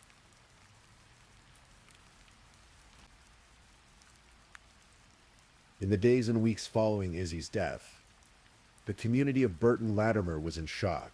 Flowers appeared outside the house on Donington Road. Neighbors who had waved to Izzy as she walked her dogs, who had exchanged pleasantries over the fence, struggled to comprehend what had happened. Izzy's family was devastated. Her mother Helena, her father Tim, her sister Georgina, her grandmother Valerie. They released statements through the police, wanting the world to know that Izzy was more than just a victim. She was a loving mother, a treasured daughter, a best friend in sister form, a talented artist, a great friend. She laughed, she cried, she worked tirelessly to provide for her children. She had dreams, she loved hard, and now she was gone, killed by the man they had welcomed into their homes and their lives. Paul Knight was held in custody at HMP Peterborough. He appeared at Northampton Magistrates Court, then at Northampton Crown Court. Initially, he pleaded not guilty to murder, though he admitted manslaughter. The distinction is important in English law. Manslaughter suggests a killing without the intent to kill or cause serious harm, perhaps in the heat of the moment. Murder requires that intent. Paul's lawyers were arguing that yes, he had killed Izzy, but he hadn't really meant to do it. It was the drugs. It was the stress. It was a momentary loss of control. But as the trial date approached in January of 2026, something changed. Perhaps Paul realized that the evidence against him was overwhelming. Perhaps his conscience finally caught up with him. Or perhaps his lawyers advised him that fighting the murder charge would only put Izzy's family through more pain. On January the 8th, 2026, the morning the trial was set to begin, Paul Knight changed his plea to guilty. He admitted to murder. 3 weeks later, on January the 29th, 2026, Paul Knight stood in Northampton Crown Court to be sentenced. The courtroom was filled with members of both families. Izzy's parents were there, her sister, people who had loved her and were trying to make sense of a senseless loss. The prosecutor, Pavlos Panaisiou KC, outlined the facts of the case: the cocaine addiction, the financial difficulties, the deteriorating marriage, the brutal strangulation that had taken Izzy's life while their children slept nearby. Izzy's family read victim impact statements. They spoke of a woman who was kind, caring, funny, and deeply loved. They spoke of the pain and devastation wrought by a man they had trusted, a man who had seemed from the outside like a normal husband and father. Her father Tim spoke about how he would always think of Izzy as a mother, how she had shone in that role, how he and the rest of the family would stand side by side with their daughters and tell them, "This is your mom, and she was brilliant and wonderful, and she loved you so much." Her mother Helena spoke about the impossibility of going on without her daughter, how she would cope knowing Izzy's name would never come up on her phone again, how they would make sure the girls grew up knowing what an incredible person their mother had been. And then it was time for the judge to speak. Her Honor Judge Adrienne Lucking, KC, looked at Paul Knight and said, "Overnight on the 12th and 13th of June, 2025, While under the influence of cocaine, you lost your temper and in a fit of rage killed Isabella Knight by strangling her in the bedroom she occupied, while the children of the family were asleep in another bedroom. The judge noted that it was reasonable to infer from the suicide note and the injuries that Paul had also held a pillow over Izzy's face to avoid her being heard as he killed her. Strangulation, the judge said, is a particularly brutal way to end a life, given the mental suffering from terror which I am sure Isabella Knight must have experienced as she was choked to death. The judge acknowledged that the marriage had been breaking down, that the couple were in significant financial difficulties, that Paul had a serious cocaine addiction that had consumed their resources and poisoned their relationship. But none of that, the judge made clear, justified or excused the violent attack. The sentence was life imprisonment. Paul Knight would serve a minimum term of 17 years, and 1 month before he would be eligible for parole. Accounting for time he had already served in custody, he would be in his 50s before he could even apply to be released. Detective Chief Inspector Tori Harrison, who had led the investigation, spoke to the press afterward. She said this was a tragic case of violence against a woman who had everything to live for, that Izzy was an incredible woman with so many positive qualities and so many reasons to live. Her life, the detective said, was cut short by a man fueled by jealousy and thoughts only for himself. He had left 2 daughters without a mother, and there was no sentence that could ever make up for that.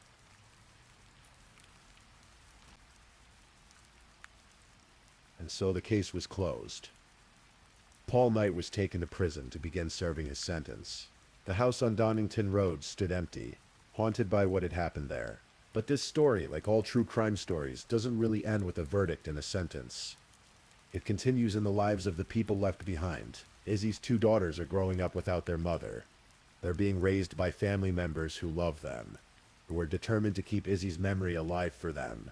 They'll see her artwork on the walls. They'll hear stories about how kind she was, how talented, how much she loved them. But they'll also carry the weight of knowing how she died, how their own father killed her while they slept, just down the hall. That's a burden no child should have to bear. Izzy's parents, Helena and Tim, are grieving the loss of their daughter, the perfect child who had grown into a beautiful, gentle woman. They're left with memories and photographs, and the unbearable knowledge that they couldn't protect her from the man she had chosen to marry. And somewhere in that story is a warning about addiction, about how cocaine and other drugs don't just hurt the person using them. They ripple outward, destroying families, relationships, futures. Paul Knight's addiction didn't just ruin his own life. It ended Izzy's. It traumatized his children. It shattered 2 extended families and devastated a community. During the sentencing hearing, Paul's barrister mentioned in passing that Paul had been influenced by cocaine promoters on Instagram. It was a small detail, but a revealing one. In our modern world, where social media glorifies drug use, where influencers make it look glamorous and consequence-free, we forget that real people are suffering, real families are being destroyed. Paul Knight chose to use cocaine. He chose to keep using it even as his marriage fell apart, even as his debts mounted, even as Izzy begged him to stop. And on June the 13th, 2025, under the influence of that drug, he made the choice to kill the mother of his children. Those choices have consequences.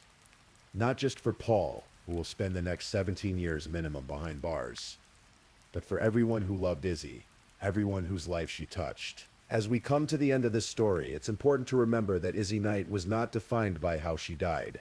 Her life was so much more than those final terrible minutes in her bedroom. She was the little girl who carried a teddy bear everywhere she went, the teenager who hid from boys who came knocking, the art student who created portraits so realistic they looked like photographs. She was the mother who would go without to give her daughters the best life possible, who took them to gymnastics and swimming and drama and dance, who encouraged them to find their talents and pursue their dreams. She was the daughter who ran a race to raise money for cancer research when her mother was sick, the sister who had a special bond with Georgina, despite their different personalities, the granddaughter whose artwork will hang on Valerie's walls forever. She was the woman who wouldn't hurt a fly, who insisted on taking spiders outside instead of killing them, who could see both sides of any situation and find the compromise that made everyone happy. She was quiet, soft-hearted, gentle.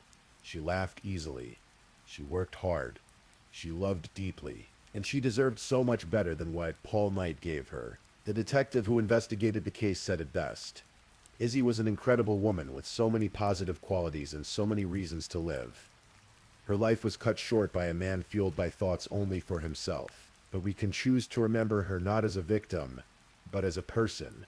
A full, complex, beautiful person who made the world a little bit brighter for the 32 years she was in it. So that's the story of Paul Knight and Isabella Knight. A story of addiction and violence and loss. A story that happens far too often in far too many homes, hidden behind closed doors until it's too late. If you're listening to this and you're in an abusive relationship, please know that help is available.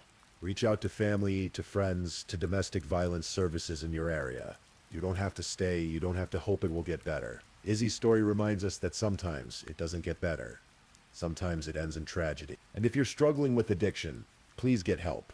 Not just for yourself, but for the people who love you. The people who depend on you, before your choices destroy more than you ever intended. Let's take a moment to sit with this story, to honor Izzy's memory, to remember her two daughters who are growing up without their mother, to send compassion to her family, who are living with this loss every single day. Take a deep breath, let it out slowly. Sometimes true crime stories are puzzles to be solved. Mysteries with twists and turns and surprising revelations. But sometimes they're just tragedies. Simple, heartbreaking tragedies about what happens when someone's worst impulses overcome their better nature. This was one of those stories. Rest well, Isabella Knight. May your memory be a blessing to your daughters and to everyone who knew you.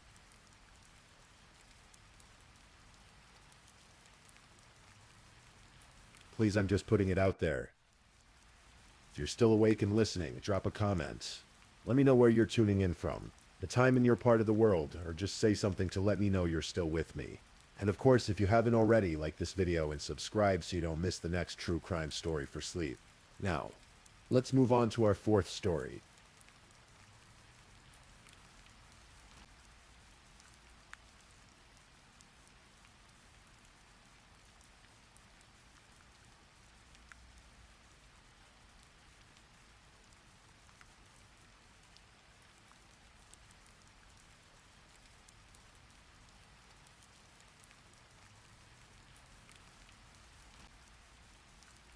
Story 4.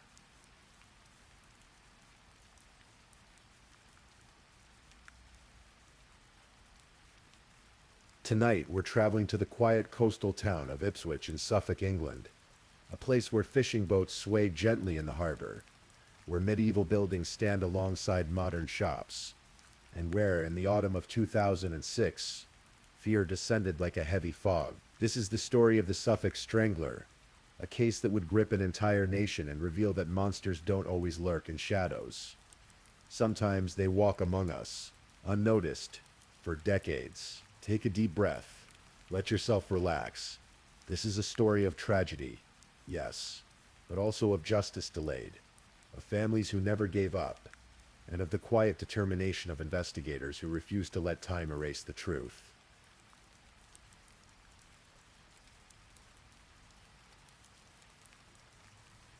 Ipswich is the kind of town where everyone knows someone who knows everyone else. In 2006, it was home to around 130,000 people. The River Orwell winds through it, eventually meeting the North Sea at Felixstowe. It's a working town, historic and honest, with roots that stretch back to Anglo-Saxon times.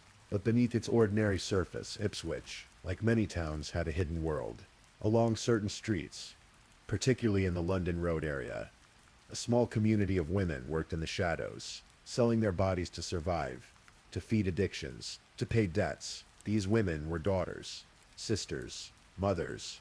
They were human beings navigating desperate circumstances. And in the late autumn of 2006, they began to disappear. The first to vanish was Tanya Nicol. She was just 19 years old.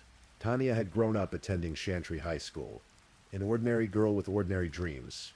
But life had taken her down a harder path. At 16, she'd left home to live in a hostel, and there, heroin had found her. Her mother, Carrie, didn't know that her daughter had turned to sex work. She thought Tanya was working in a bar, or perhaps a hairdresser's. When Tanya disappeared on the 30th of October, 2006, Carrie waited, 48 hours passed with no word. That's when she called the police. 2 weeks later, on the 14th of November, another woman disappeared. Gemma Rose Adams was 25 years old, born in the nearby town of Kesgrave. She'd once had a job at an insurance company. A normal life. A future. But somewhere along the way, drugs had pulled her under. Her father, Brian, watched helplessly as his daughter drifted into a world he couldn't reach. Gemma was last seen on West End Road in Ipswich at around 1:15 in the morning. Then, like Tina, she simply vanished. At first, these disappearances might have seemed isolated. Women in vulnerable situations sometimes move on, leave town, cut contact. But then on the 2nd of December 2006, a water bailiff was checking Belstead Brook near Hintlesham when he saw something in the stream. It was a body. A young woman naked, lying in the cold water. It was Gemma Adams. She hadn't been sexually assaulted, but she was gone. The discovery of Gemma's body changed everything. This wasn't a missing person case anymore. This was murder. And the police knew, with a sinking certainty, that Tanya Nicol was likely dead too. 6 days later, on the 8th of December, police divers searched Copdock Mill, another body of water near Ipswich. And there, in the murky depths, they found Tanya, 19 years old, naked, discarded like something worthless. The post-mortem couldn't establish a definite cause of death, but it didn't matter. Someone had taken her life and hidden her body in the water. Now, the town was afraid. 2 young women, both sex workers, both found naked in water. The police launched Operation Sumac, a massive investigation that would eventually involve officers from multiple forces across the country. They urged women working in the red light district to stay off the streets, to be careful, to trust no one. But for women trapped by addiction and poverty, staying off the streets meant no money for drugs, no money for food. The warnings went largely unheeded. On the 10th of December, a member of the public walking near the A14 road close to Nacton made a terrible discovery. In a wooded area, partially hidden, was another body. This time it was 24-year-old Anneli Alderton. She'd been missing since the 3rd of December. The post-mortem revealed something particularly heartbreaking. Anneli had been about 3 months pregnant when she died. She'd been asphyxiated. This time the cause of death was clear. Someone had strangled her. The police held a press conference. The message was urgent. Women needed to stay away from the red light district. A serial killer was hunting in Ipswich. 2 days later, on the 12th of December, the nightmare deepened. A police helicopter sweeping over woodland near Levington spotted 2 more bodies. They were lying just a few hundred yards apart. When officers reached the scene, they found 24-year-old Paula Clennell and 29-year-old Annette Nichols. Both women were naked. Both had been murdered. What made this discovery even more chilling was the positioning of the bodies. Anneli Alderton and Annette Nichols had been placed in a cruciform position, their arms outstretched like a cross. It was deliberate, staged. A signature that sent shivers through the investigation team. This wasn't just murder. This was something darker, something ritualistic.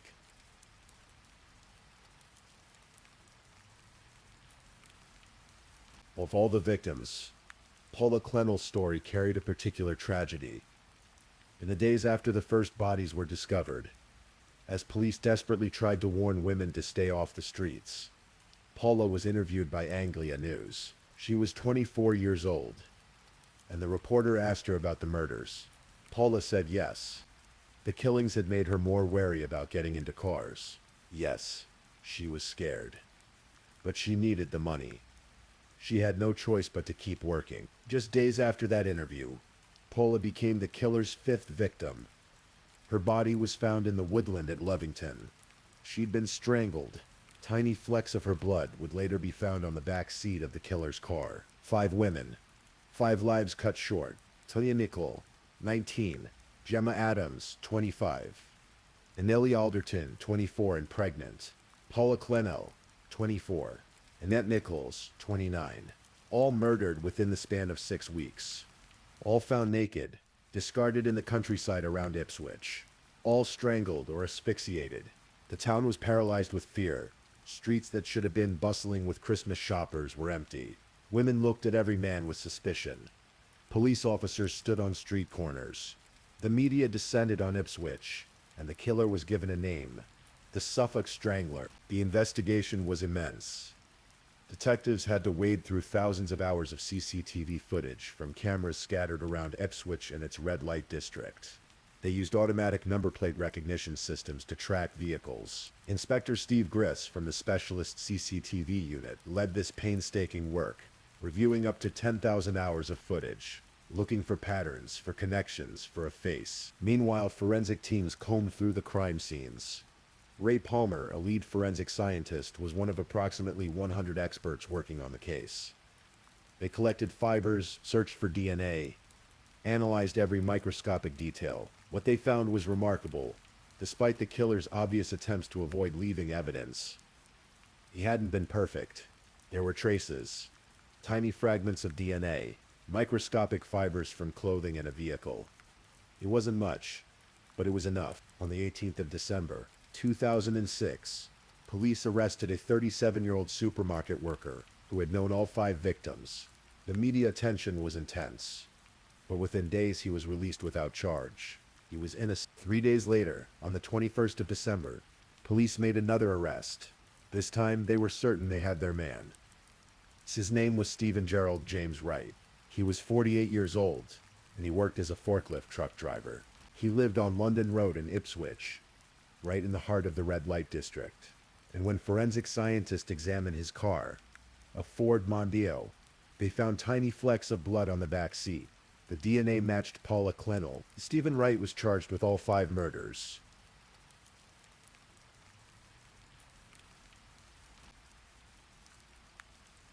To understand what happened in Ipswich, we need to go back to the 24th of April, 1958, when Stephen Gerald James Wright was born in the small Norfolk village of Erpingham.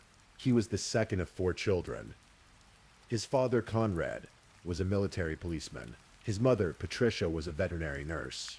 Because of Conrad's work, the family moved frequently, living in Malta, Singapore, and various places across England. When Steve was just 6 years old, his mother left. The marriage had become violent, unbearable, and Patricia made the decision to go. She wanted to take the children with her, but after a custody battle, she was prevented from doing so. The authorities deemed her temporary living situation unsuitable for raising children, so custody went to Conrad. Patricia reluctantly left her children behind. Steve's older brother, David, would later describe their childhood with their father as about as bad as it can get. Conrad was strict, harsh, physically and mentally abusive. Steve grew up under an iron fist, withdrawn and shy. At 16, in 1974, Steve left school with no qualifications. He joined the Merchant Navy, working as a chef on ferries sailing from Felixstowe. For a young man who'd spent his childhood moving from place to place, the seafaring life suited him. He had a short attention span, rarely stayed in one place, and the constant movement felt natural. In 1978, when he was 20 years old, Steve married a woman named Angela O'Donovan in Milford Haven, Wales. They had a son together, named Michael, but Steve's work kept him at sea, and Angela settled in Wales while he continued sailing. The marriage was strained by the distance. They separated in 1987 and later divorced. It was during his time in the Merchant Navy that Steve Wright began visiting prostitutes. It would become a lifelong pattern. After leaving the Merchant Navy, Wright moved from job to job. He became a steward on the famous ocean liner Queen Elizabeth II, the QE2. He worked as a lorry driver, a barman. In August of 1987, he married for a second time to a woman named Diane Cassell, but this marriage was even shorter than the first. It lasted less than a year. Neighbors would later recall seeing Wright strangling Diane, pressing her against the wall, with his hands around her throat.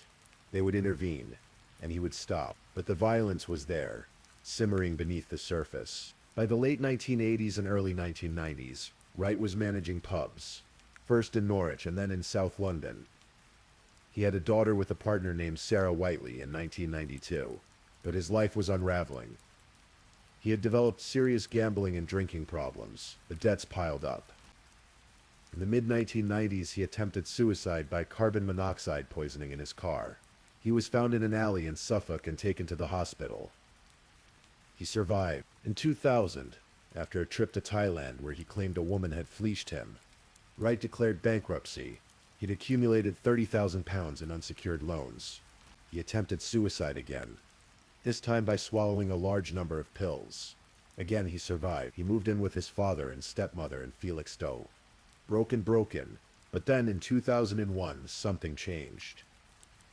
Wright met a woman named Pamela Wright. The shared surname was pure coincidence.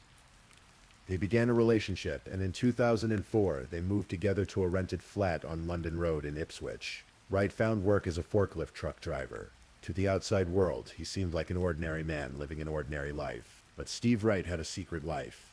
He'd never stopped visiting prostitutes. He admitted to using them since his merchant navy days, and he continued throughout his life.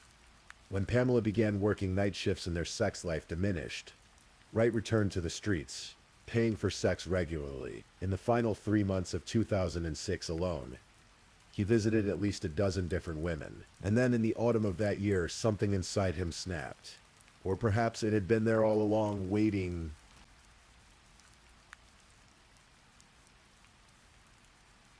Steve Wright's trial began on the 16th of January, 2008 at Ipswich Crown Court.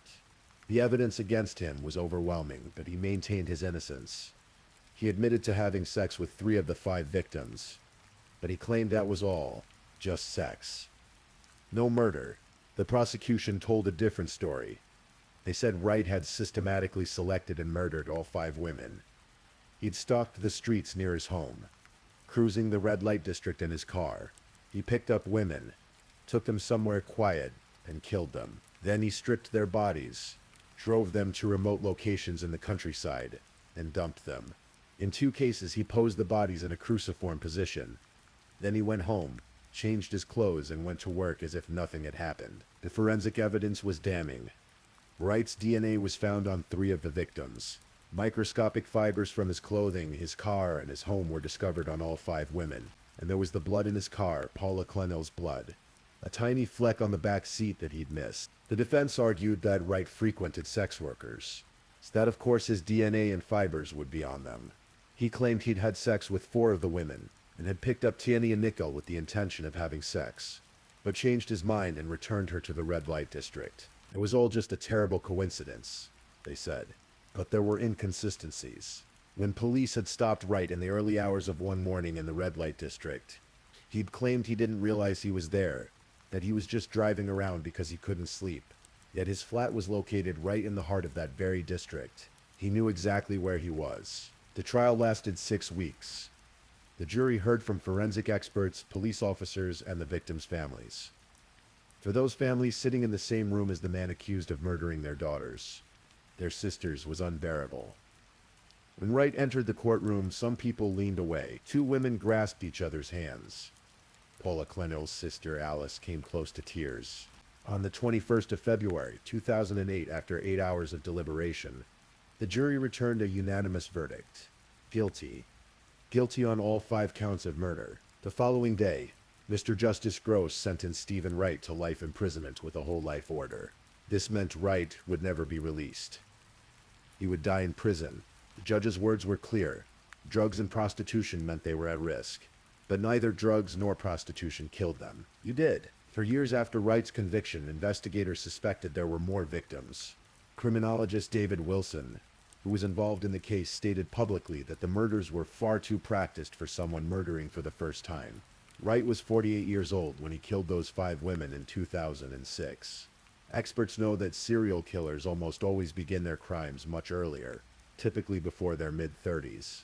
The pattern was too refined, too controlled.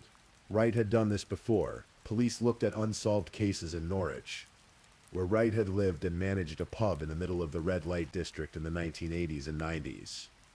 There had been a cluster of sex worker murders there during that time, all unsolved. Wright had also been linked to other disappearances and murders across England, but without evidence, the connections remained speculation. Then, in 2019, Suffolk police reopened an old case, a cold case that had haunted a family for 20 years.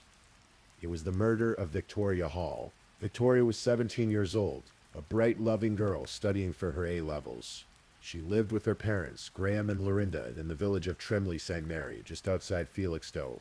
She had dreams of going to university, a part-time job, and a best friend named Gemma Algar. She was a typical teenager who loved going out dancing. On the evening of the 18th of September, 1999, Victoria and Gemma went to the Bandbox nightclub in Felixstowe. They had a wonderful time, dancing and laughing. Around 1 o'clock in the morning, they left the club and began walking home to Trimley St. Mary. At around 2:20 in the morning, they reached the junction of High Road and Falconer's Way. Victoria's home was just 300 meters away, mere yards from safety. The girls said goodnight and parted ways. Victoria never made it home. When her parents woke that morning and found she hadn't returned, they immediately called the police. A massive search began. 5 days later, on the 24th of September, a dog walker near Creeding St. Peter, around 25 miles from Trimley St. Mary, noticed his dog behaving strangely. Near a ditch, the dog had found what looked like a life-size doll. When the man looked closer, he realized with horror that it was a body. It was Victoria. She was naked, except for her jewelry. The post-mortem would later confirm she'd been asphyxiated. The investigation into Victoria's murder was extensive, but it went nowhere. In 2000s, a 25-year-old businessman from Felixstowe was arrested and charged with her murder. He went to trial at Norwich Crown Court in 2001. The jury found him not guilty. He was innocent. Victoria's killer was still out there. For Victoria's family, the years that followed were torture. They never stopped hoping for justice. Graham and Lorinda participated in police appeals, kept the case in the public eye, and prayed that one day they would have answers. Then in 2019, investigators reviewing Victoria's case with new technology made a breakthrough.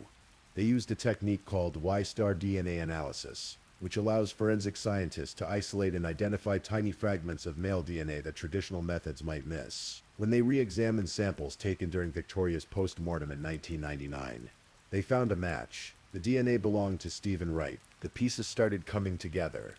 The night before Victoria's murder, on the 18th of September, 1999, a 22-year-old woman named Emily Doherty had a terrifying experience. She'd been out with friends in Felixstowe and was walking home when a man began stalking her. He was blonde, wearing a yellow polo shirt, driving a dark-colored car. For what felt like 40 minutes, he followed her, circling around, watching her. When he walked past her and said, "All right," in a slow, suggestive way, Emily knew she was in danger. She ran. She jumped over walls, pounded on doors, desperate for help. Finally, a couple let her into their house. Emily was hysterical. She called the police and told them what had happened. But when the police arrived, they didn't take her seriously. They told her to forget about it. They dismissed her as a silly little girl. Emily tried to give them a description of the man in his car, but they weren't interested. No statement was taken. The next night, Stephen Wright struck again. This time his victim was Victoria Hall, and he succeeded. Years later, when Emily learned that Wright had been arrested for Victoria's murder, she was devastated. "For 25 years, I have wondered what if," she said. "What if they had taken my statement? Could Victoria still be alive right now? Or at least they could have found the murderer sooner. And then if it was indeed Steve Wright, the London Road murders wouldn't have happened." Emily carried the weight of survivor's guilt for decades. She blamed herself for not being more assertive, for not forcing the police to listen, but it wasn't her fault. The blame belonged to the system that failed to protect Victoria, and it belonged to Stephen Wright. Wright was arrested at HMP Long Lartin Prison in July of 2021 on suspicion of murdering Victoria Hall and attempting to kidnap Emily Doherty. He answered no comment to all questions. He was arrested again in December 2023, and in May 2024 he was finally charged with Victoria's murder. For years, Wright maintained his innocence. He'd never admitted to any of his crimes. Not during the 2008 trial, not in all the years since, but on the 2nd of February, 2026, something changed. Wright appeared at the Old Bailey via video link from HMP Long Lartin. A trial was scheduled to begin, but on the first day, Wright's legal team announced that he wanted to change his plea. For the first time in his life, Stephen Wright admitted guilt. He pleaded guilty to the kidnap and murder of Victoria Hall, and to the attempted kidnap of Emily Doherty. The courtroom gasped. This was unprecedented. Wright had never admitted to anything. Now at 67 years old, serving a whole life sentence, he finally spoke the truth. On the 6th of February, 2026, Wright appeared for sentencing.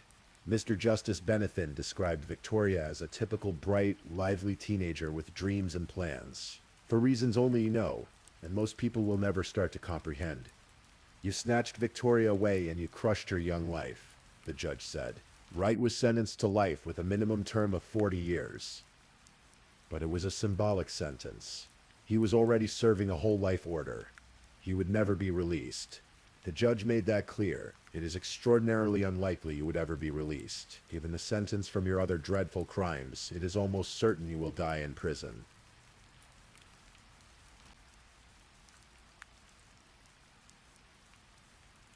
There was one final, heartbreaking detail. Victoria's mother, Lorinda Hall, had waited 26 years for justice. She'd campaigned tirelessly, never giving up hope that her daughter's killer would be caught. In December of 2025, Lorinda became ill. Her husband Graham told her that the man they suspected, Stephen Wright, was likely going to be found responsible. Lorinda knew before she died who had killed her daughter. She passed away in December 2025, aged 70, just weeks before Wright's guilty plea. She never got to hear him admit it. She never got to be in that courtroom when justice was finally served. Mr. Justice Benethin addressed this directly in his sentencing remarks. Your delaying until almost the day of trial meant that Miss Hall's mother, Lorinda, died in December last year, without knowing that her daughter's killer had finally been brought to justice. Victoria's brother, Stephen Hall, spoke in court, his voice thick with emotion. Victoria was only 17 years old, and with so much life left to live.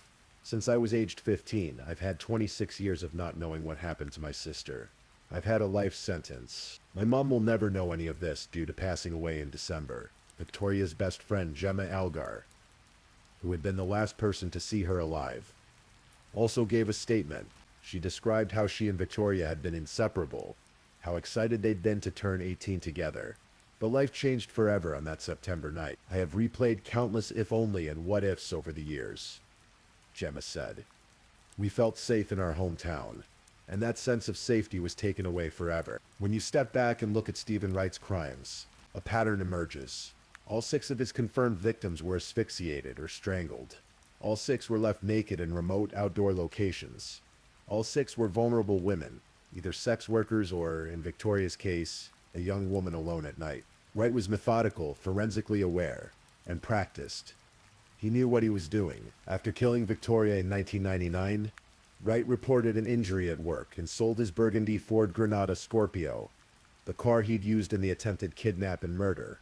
In November of 1999, just 2 months after Victoria's death, he traveled to Thailand. When he returned and was later convicted of theft in 2001, his DNA was added to the national database.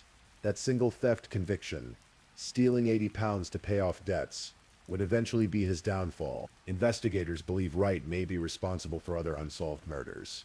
There are cases in Norwich from the 1980s and 90s that fit his pattern. There's the murder of Vicky Glass in Middlesbrough in 2000. There's Jeanette Kempton, who vanished from Brixton in 1989 and was later found in a rural location in Suffolk. Wright lived near Brixton at the time. Police are also investigating whether he had any connection to the disappearance of Susie Lamplugh, a young woman who went missing in London in July of 1986. Wright had worked with Lamplugh on the QE2 in the early 1980s. However, the Metropolitan Police have stated this is not a strong line of inquiry, and another man, John Cannon, has long been their primary suspect in that case. The truth is, we may never know the full extent of Stephen Wright's crimes. He spent decades moving from place to place, working in areas with vulnerable populations, visiting prostitutes regularly. How many women crossed his path? How many didn't make it home?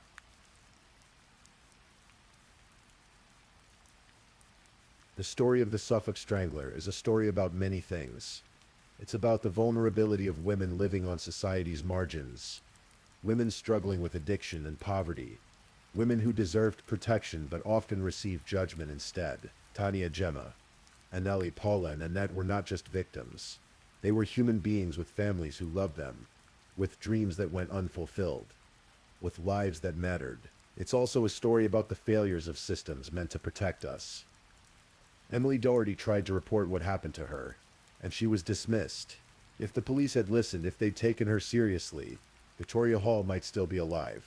The 5 women in Ipswich might have been spared. But it's also a story about perseverance, about detectives who spent years sifting through evidence, about forensic scientists who found the tiniest traces of DNA, about families who refused to let their loved ones be forgotten.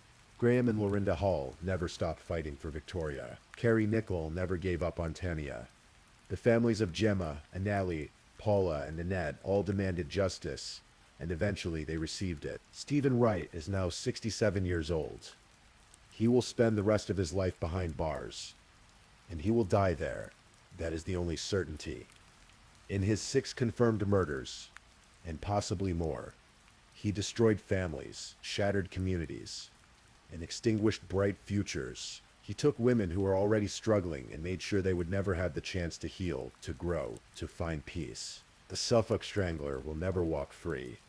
The investigation continues into other possible victims, and the families left behind continue to grieve, to remember and to ensure that the women they loved are never reduced to just names on a list. They were daughters. They were sisters. They were mothers. They were loved.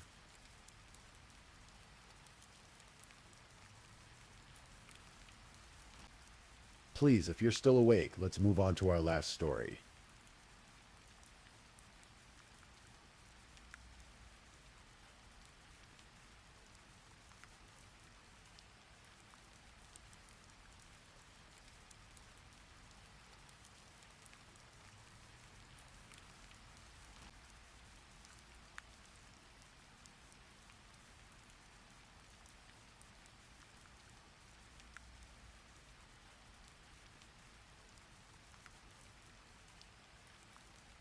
Story 5.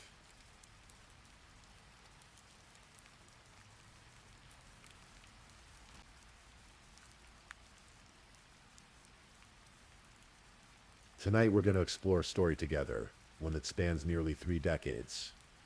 From the warm nights of 1997 Tampa, Florida, to the breakthroughs of forensic science in our modern age. This is a story about a life interrupted, about a family that waited 28 years for answers, about technology that can reach back through time and touch evidence long stored away in boxes, and about the word greed written on a bedroom wall in blood. Take a deep breath. Let it out slowly. We have time. This story will unfold at its own pace, and you can simply listen, letting the details wash over you like gentle waves. Our story begins in Tampa, in the winter of 1997. Stephen Wayne Edenfield was 41 years old in February of 1997, a Tampa native through and through. He'd built a quiet, steady life in the city, where he was born. For 18 years, he worked for GTE, the phone company, in an office role supporting field workers. Day after day, he showed up, did his job well, and went home. But Stephen's real devotion was to his family. He lived at the Tampa Racket Club condominiums, a complex on North Church Avenue, and it wasn't by accident that he chose this place. His mother, Barbara Henderson, lived in another unit in the same complex. His brother James had a place there too. Even one of his sisters lived nearby. The Edenfield family, you see, looked after one another, and Barbara needed looking after. She was in poor health, and her children had worked out a careful rotation. When James and Stephen's sisters were at work, Stephen would step in. He'd cook breakfast for his mother. He'd make sure she took her medications.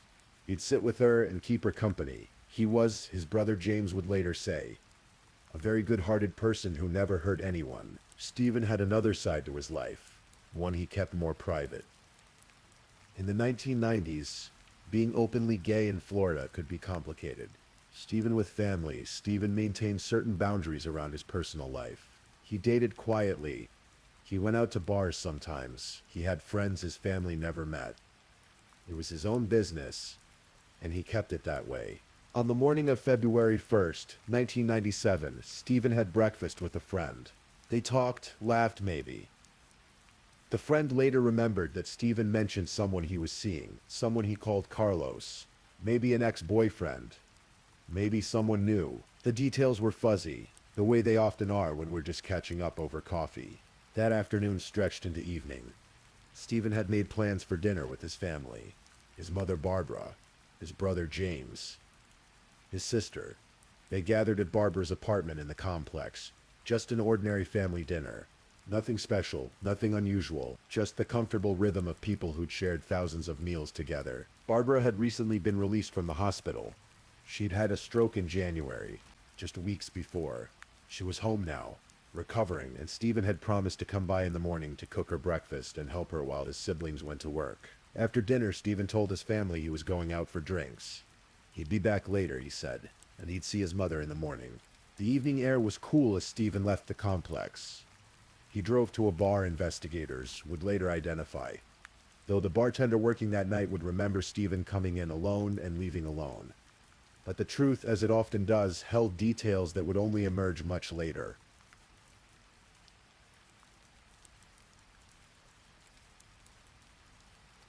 It was nearly midnight when Stephen returned to the Tampa Racket Club complex, but he'd forgotten something small, something almost comically mundane in light of what would follow. He'd forgotten his remote control to open the security gate. The security guard on duty that night saw Stephen's car pull up. Stephen spoke to him through the window, explained the situation, and then Stephen said something that would become crucial to the investigation. He told the guard that the driver of the car behind him was with him, that they were together. The security guard, just doing his job, opened the gate and let both cars through. He didn't get a good look at the driver of the second car, just a shape in the darkness, a shadow behind headlights. It was 12:50 in the morning when both vehicles entered the complex. 12:50 on February 1st, 1997. The security guard thought nothing more of it. He had rounds to make, and the night stretched ahead. But less than an hour later, something happened in Stephen Edenfield's apartment. The neighbors heard it. The sounds of violence. The sounds of a struggle. Calls for help that went unanswered in the night. Around 2 in the morning, the security guard was making his rounds through the complex when he saw something near Stephen's apartment. A dark shadow. A figure. He couldn't make out a face. Couldn't identify who it was. And then the shadow moved. Disappeared from view. Shortly after, the guard saw a car leaving the complex. Inside Stephen's apartment, the television and stereo had been left on. The volume was turned up loud, drowning out the silence that had finally fallen. Morning came. The sun rose over Tampa. February 2nd, 1997. Barbara Henderson called her son James. Stephen hadn't shown up to make her breakfast.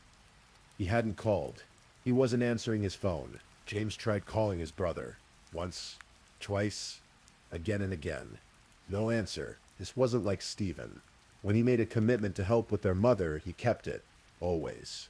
James drove to Stephen's apartment. The unit sat quiet in the morning light. James approached the door and found it unlocked. Not wide open, just unlocked. He called out his brother's name. No response. The television was still on, still loud. As James moved through the apartment, he saw signs that something was terribly wrong. Broken furniture. Pieces of a porcelain statue scattered in the hallway, and blood. James found his brother in the bedroom. Stephen was in his bed, covered by a blanket. He was completely nude, cold to the touch, obviously no longer alive. Blood covered the headboard. Blood stained the sheets. And on the bedroom wall, written in Stephen's own blood, was a single word. Greed. James left the apartment. He went to the front office and called 911. And with that call, a mystery began that would stretch across 28 years. The deputies who responded that morning found a brutal crime scene. Stephen Edenfield had been stabbed repeatedly. He'd been beaten. The medical examiner would document stab wounds and blunt force trauma to his upper body, but there were puzzling elements. No forced entry. Stephen had let his killer or killers inside. The door had been unlocked when James arrived, but not broken, not damaged. The word greed on the wall suggested a message, a meaning the killer wanted to convey. Was it about money, about something Stephen possessed that someone wanted? Or was it something else entirely? Detectives worked the case. They interviewed Stephen's family, his friends, his co-workers. They talked to the security guard who remembered the 2 cars entering at 12:50. They canvassed the neighbors who'd heard the sounds of violence around 1 in the morning. They collected evidence. Blood samples, fibers, a white tank top with blood stains, a pair of socks all stained with blood. They documented everything, photographed everything, bagged it all carefully. The bartender at the bar Stephen visited said he'd arrived and left alone, but someone had followed him home. Someone had been in that second car. Detectives learned about Carlos, the name Stephen mentioned to his friend at breakfast. They tried to track down who Carlos might be, but the lead went nowhere. No one could identify a specific person. They learned that Stephen's mother had custom-made gold identification bracelets for each of her children. Stephen always wore his. It was missing from his body, stolen. But despite all the interviews, all the evidence collection, all the theories, no arrest was made. The case grew cold. Files went into boxes. The boxes went into storage, and the years began to pass.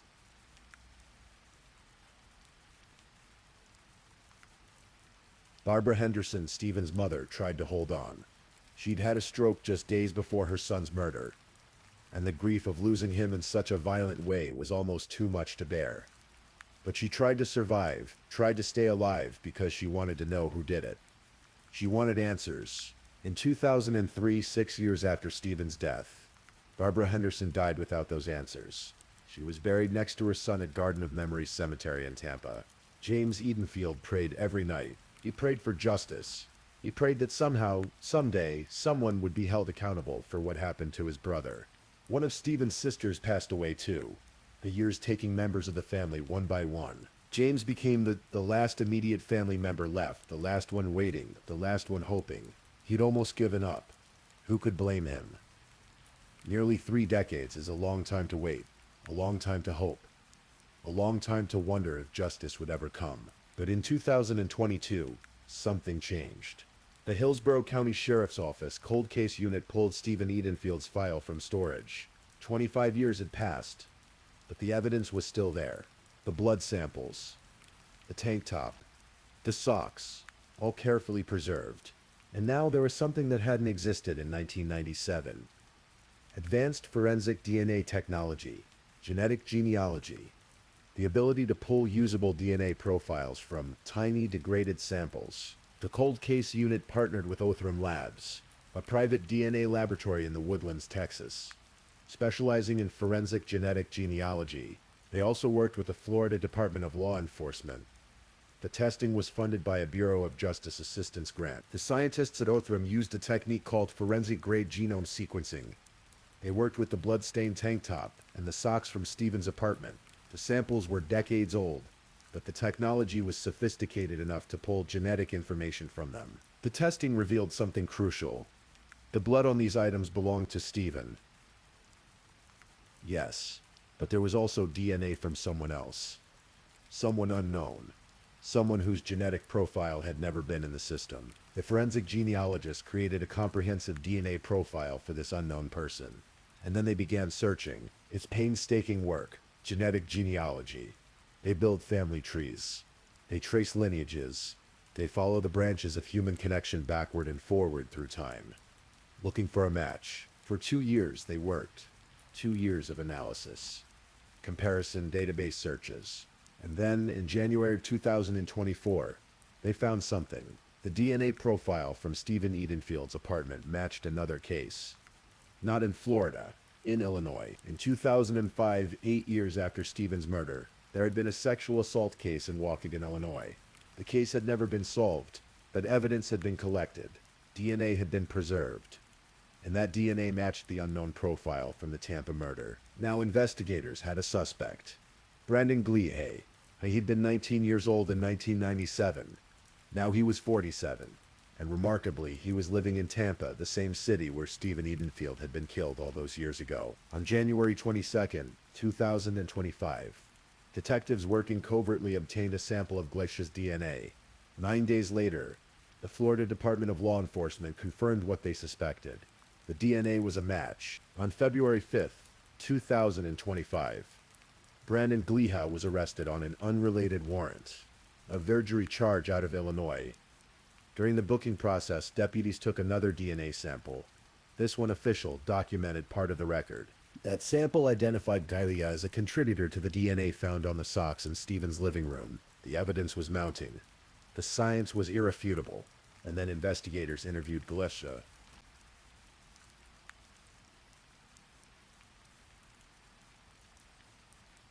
In the interview room 28 years after Stephen Edenfield's murder, Brandon Gliha began to talk. He told investigators about a person named Chino. He said Chino picked him up that night in a dark brown Monte Carlo. According to Gliha, they met Stephen Edenfield before following him back to his condominium. Gliha claimed that Chino had set him up to have sex with Stephen. After the encounter, Gliha said he felt violated and angry. Then, according to Gliha's account, he heard Chino and Stephen arguing in the bedroom. The argument was about payment. Money changing hands or not changing hands for services rendered. Gliha said he grabbed a porcelain statue from the living room and threw it at Stephen, hitting him in the back of the head. Stephen pushed Gliha. Gliha punched him, and then Gliha claimed Chino came from behind and stabbed Stephen with a knife. But the attack didn't stop there. Gliha told investigators that Chino stabbed Stephen again, that Chino hit him with a blunt object, that they needed to make sure Stephen could not rat them out, or they'd go to prison. During the violence, Gliha said he wiped down surfaces. He searched the condominium for things to steal, because they hadn't received any money. The custom gold bracelet, other items. Throughout his confession, Gliha insisted he didn't stab Stephen. He said he only threw the statue and punched him once. He maintained that any blood on him came from those actions, not from stabbing or touching the victim in a way that would explain the extensive DNA evidence. But there was a problem with Gliha's story. The Hillsborough County Sheriff's Office stated clearly that they were not investigating any other individuals in relation to this crime. They had their suspect.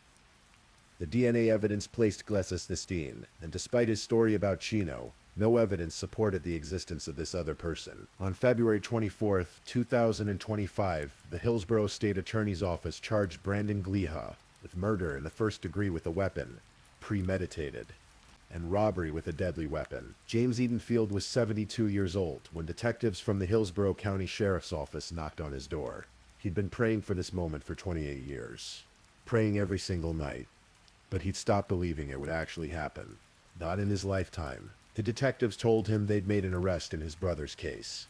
They charged someone with Stephen's murder. James was shocked, genuinely shocked. He told reporters later that he wasn't expecting it to happen while he was still alive. But then he said something that carried the weight of nearly 3 decades of grief. He said, "What goes around comes around." Sheriff Chad Chronister released a statement.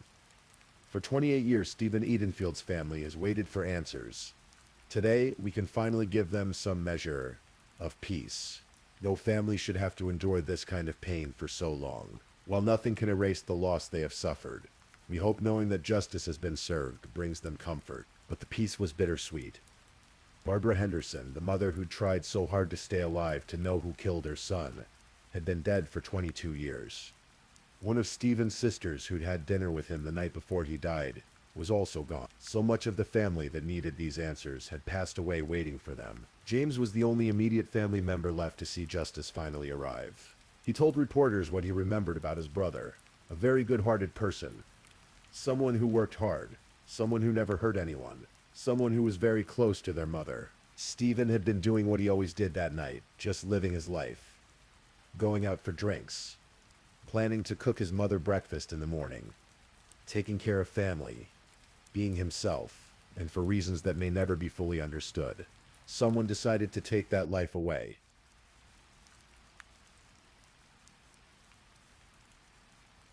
The Stephen Edenfield case represents the 39th case in Florida, where officials publicly identified an individual using technology developed by Othram Labs. It's part of a revolution in criminal justice, where cases once considered unsolvable are being reopened and resolved. Forensic genetic genealogy is still relatively new. The technique became widely known in 2018, when it was used to identify the Golden State Killer after decades of mystery. Since then, it's been applied to hundreds of cold cases across the country. The process works by creating a DNA profile from crime scene evidence, and then comparing it not just to databases of known criminals, but to genealogy databases where people have voluntarily submitted their DNA to learn about their ancestry. By finding distant relatives and building family trees, investigators can narrow down possible suspects. In Stephen's case, the evidence had been sitting in storage for 25 years when the cold case unit decided to try new techniques. The DNA on that tank top and those socks was degraded, mixed with the victim's blood. probably contaminated to some degree, but the scientists at Othram were able to extract enough genetic information to create a usable profile. Then they ran that profile through databases and found the match to the Illinois sexual assault case. That connection gave them a name, Brandon Gliha, and once they had a name, they could obtain a comparison sample and confirm the match. The science doesn't lie. The DNA evidence placed Gliha at the scene of Stephen Edenfield's murder. His confession, even with its claims about another person, confirmed his presence and involvement. Even with an arrest and a confession, questions linger in the quiet spaces of this case. Why did Stephen let his killers into his apartment? The security guard said Stephen told him the person in the car behind him was with him, so Stephen knew who was following him home, or at least he knew one of them. Was this really about a transaction for sex that went wrong? Or was there something else? The word greed on the wall suggests the killer wanted to make a statement. But what statement exactly? The stolen gold bracelet was never recovered. Where did it go? Was it sold? Kept as a trophy? Lost? And what about the person Gliha calls Chino? Does this person exist? The sheriff's office says they're not investigating anyone else. The DNA evidence points to Gliha. But was he really alone that night, or did someone else escape justice? In the end, these are questions that may never have complete answers. The only people who know exactly what happened in Stephen Edenfield's apartment that night are Stephen himself, now gone, and Brandon Gliha, who has told a story that places most of the blame elsewhere. What we do know is this. A 19-year-old man went to Stephen Edenfield's apartment on the night of January 31st, 1997. Violence occurred. Stephen died from stab wounds and blunt force trauma, and that 19-year-old man left, walked away, and lived his life for 28 more years. Before science and persistent detective work caught up with him, James Edenfield told reporters he wants Brandon Gliha to serve life in prison. He said he thinks the death penalty is too easy. It's a perspective born from decades of pain. James has been hurting, as he put it, for almost 30 years. He's the one who found his brother's body. He's the one who made that call to 911. He's the one who buried his mother, knowing she died without answers. He's the one who watched his sisters pass away with the case still unsolved. And now, at 72 years old, he finally has something he thought he'd never get. Accountability, an arrest. Charges filed. The legal system moving forward. But as Sheriff Chronister said, nothing can erase the loss. Justice, when it finally arrives, doesn't bring back the person you loved. It doesn't undo the decades of wondering and waiting. Stephen Edenfield was 41 when he died. He worked hard. He loved his mother. He took care of his family. He lived quietly, privately, trying to be himself in a world that wasn't always accepting. If he'd lived, he'd be 69 years old now. He might have grandnieces or grandnephews. He might have retired from GTE or whatever company it became. He might have spent his days in that same Tampa Racket Club complex. Still looking after family, still being the good-hearted person his brother remembers. Instead, his life ended on a February morning in 1997, in a scene of violence that left a word written in blood on the wall.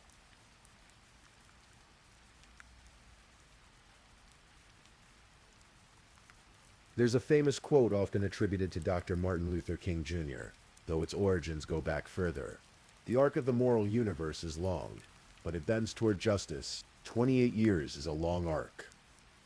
Long enough for mothers to die, for sisters to pass away, for the person who found the body to go from his 40s to his 70s. Long enough for technology to evolve, for new sciences to emerge, for what seemed impossible to become possible. The case file that went into storage in the late 1990s came out in 2022 into a different world. A world where DNA could tell stories that witnesses never could, where genetic genealogy could reach across state lines in decades, where justice, patient and methodical, could finally catch up to actions taken in the darkness of a February night. As you drift off to sleep tonight, perhaps you'll think about the fragility of life, about how an ordinary evening can become extraordinary in the worst possible way, about families who wait and hope and pray, about scientists working in laboratories, looking at evidence decades old, refusing to let cases remain mysteries forever. And perhaps you'll think about Stephen Edenfield, not as a victim, not as a cold case number, but as a person, a brother, a son, someone who worked hard and never hurt anyone, someone who just wanted to live his life. The last chapter of his story is being written now, in courtrooms, in legal filings, in the testimony that will come. Brandon Gleha awaits trial. The justice system will do what it does. But Stephen's real story isn't about how he died. It's about how he lived. And in that way, he's not so different from any of us. We're all just trying to get through our days, to take care of the people we love, to be ourselves. Rest now. Let the weight of this story settle gently. Let sleep come softly, and may we all be remembered for how we lived, not for the worst things that happened to us. Good night.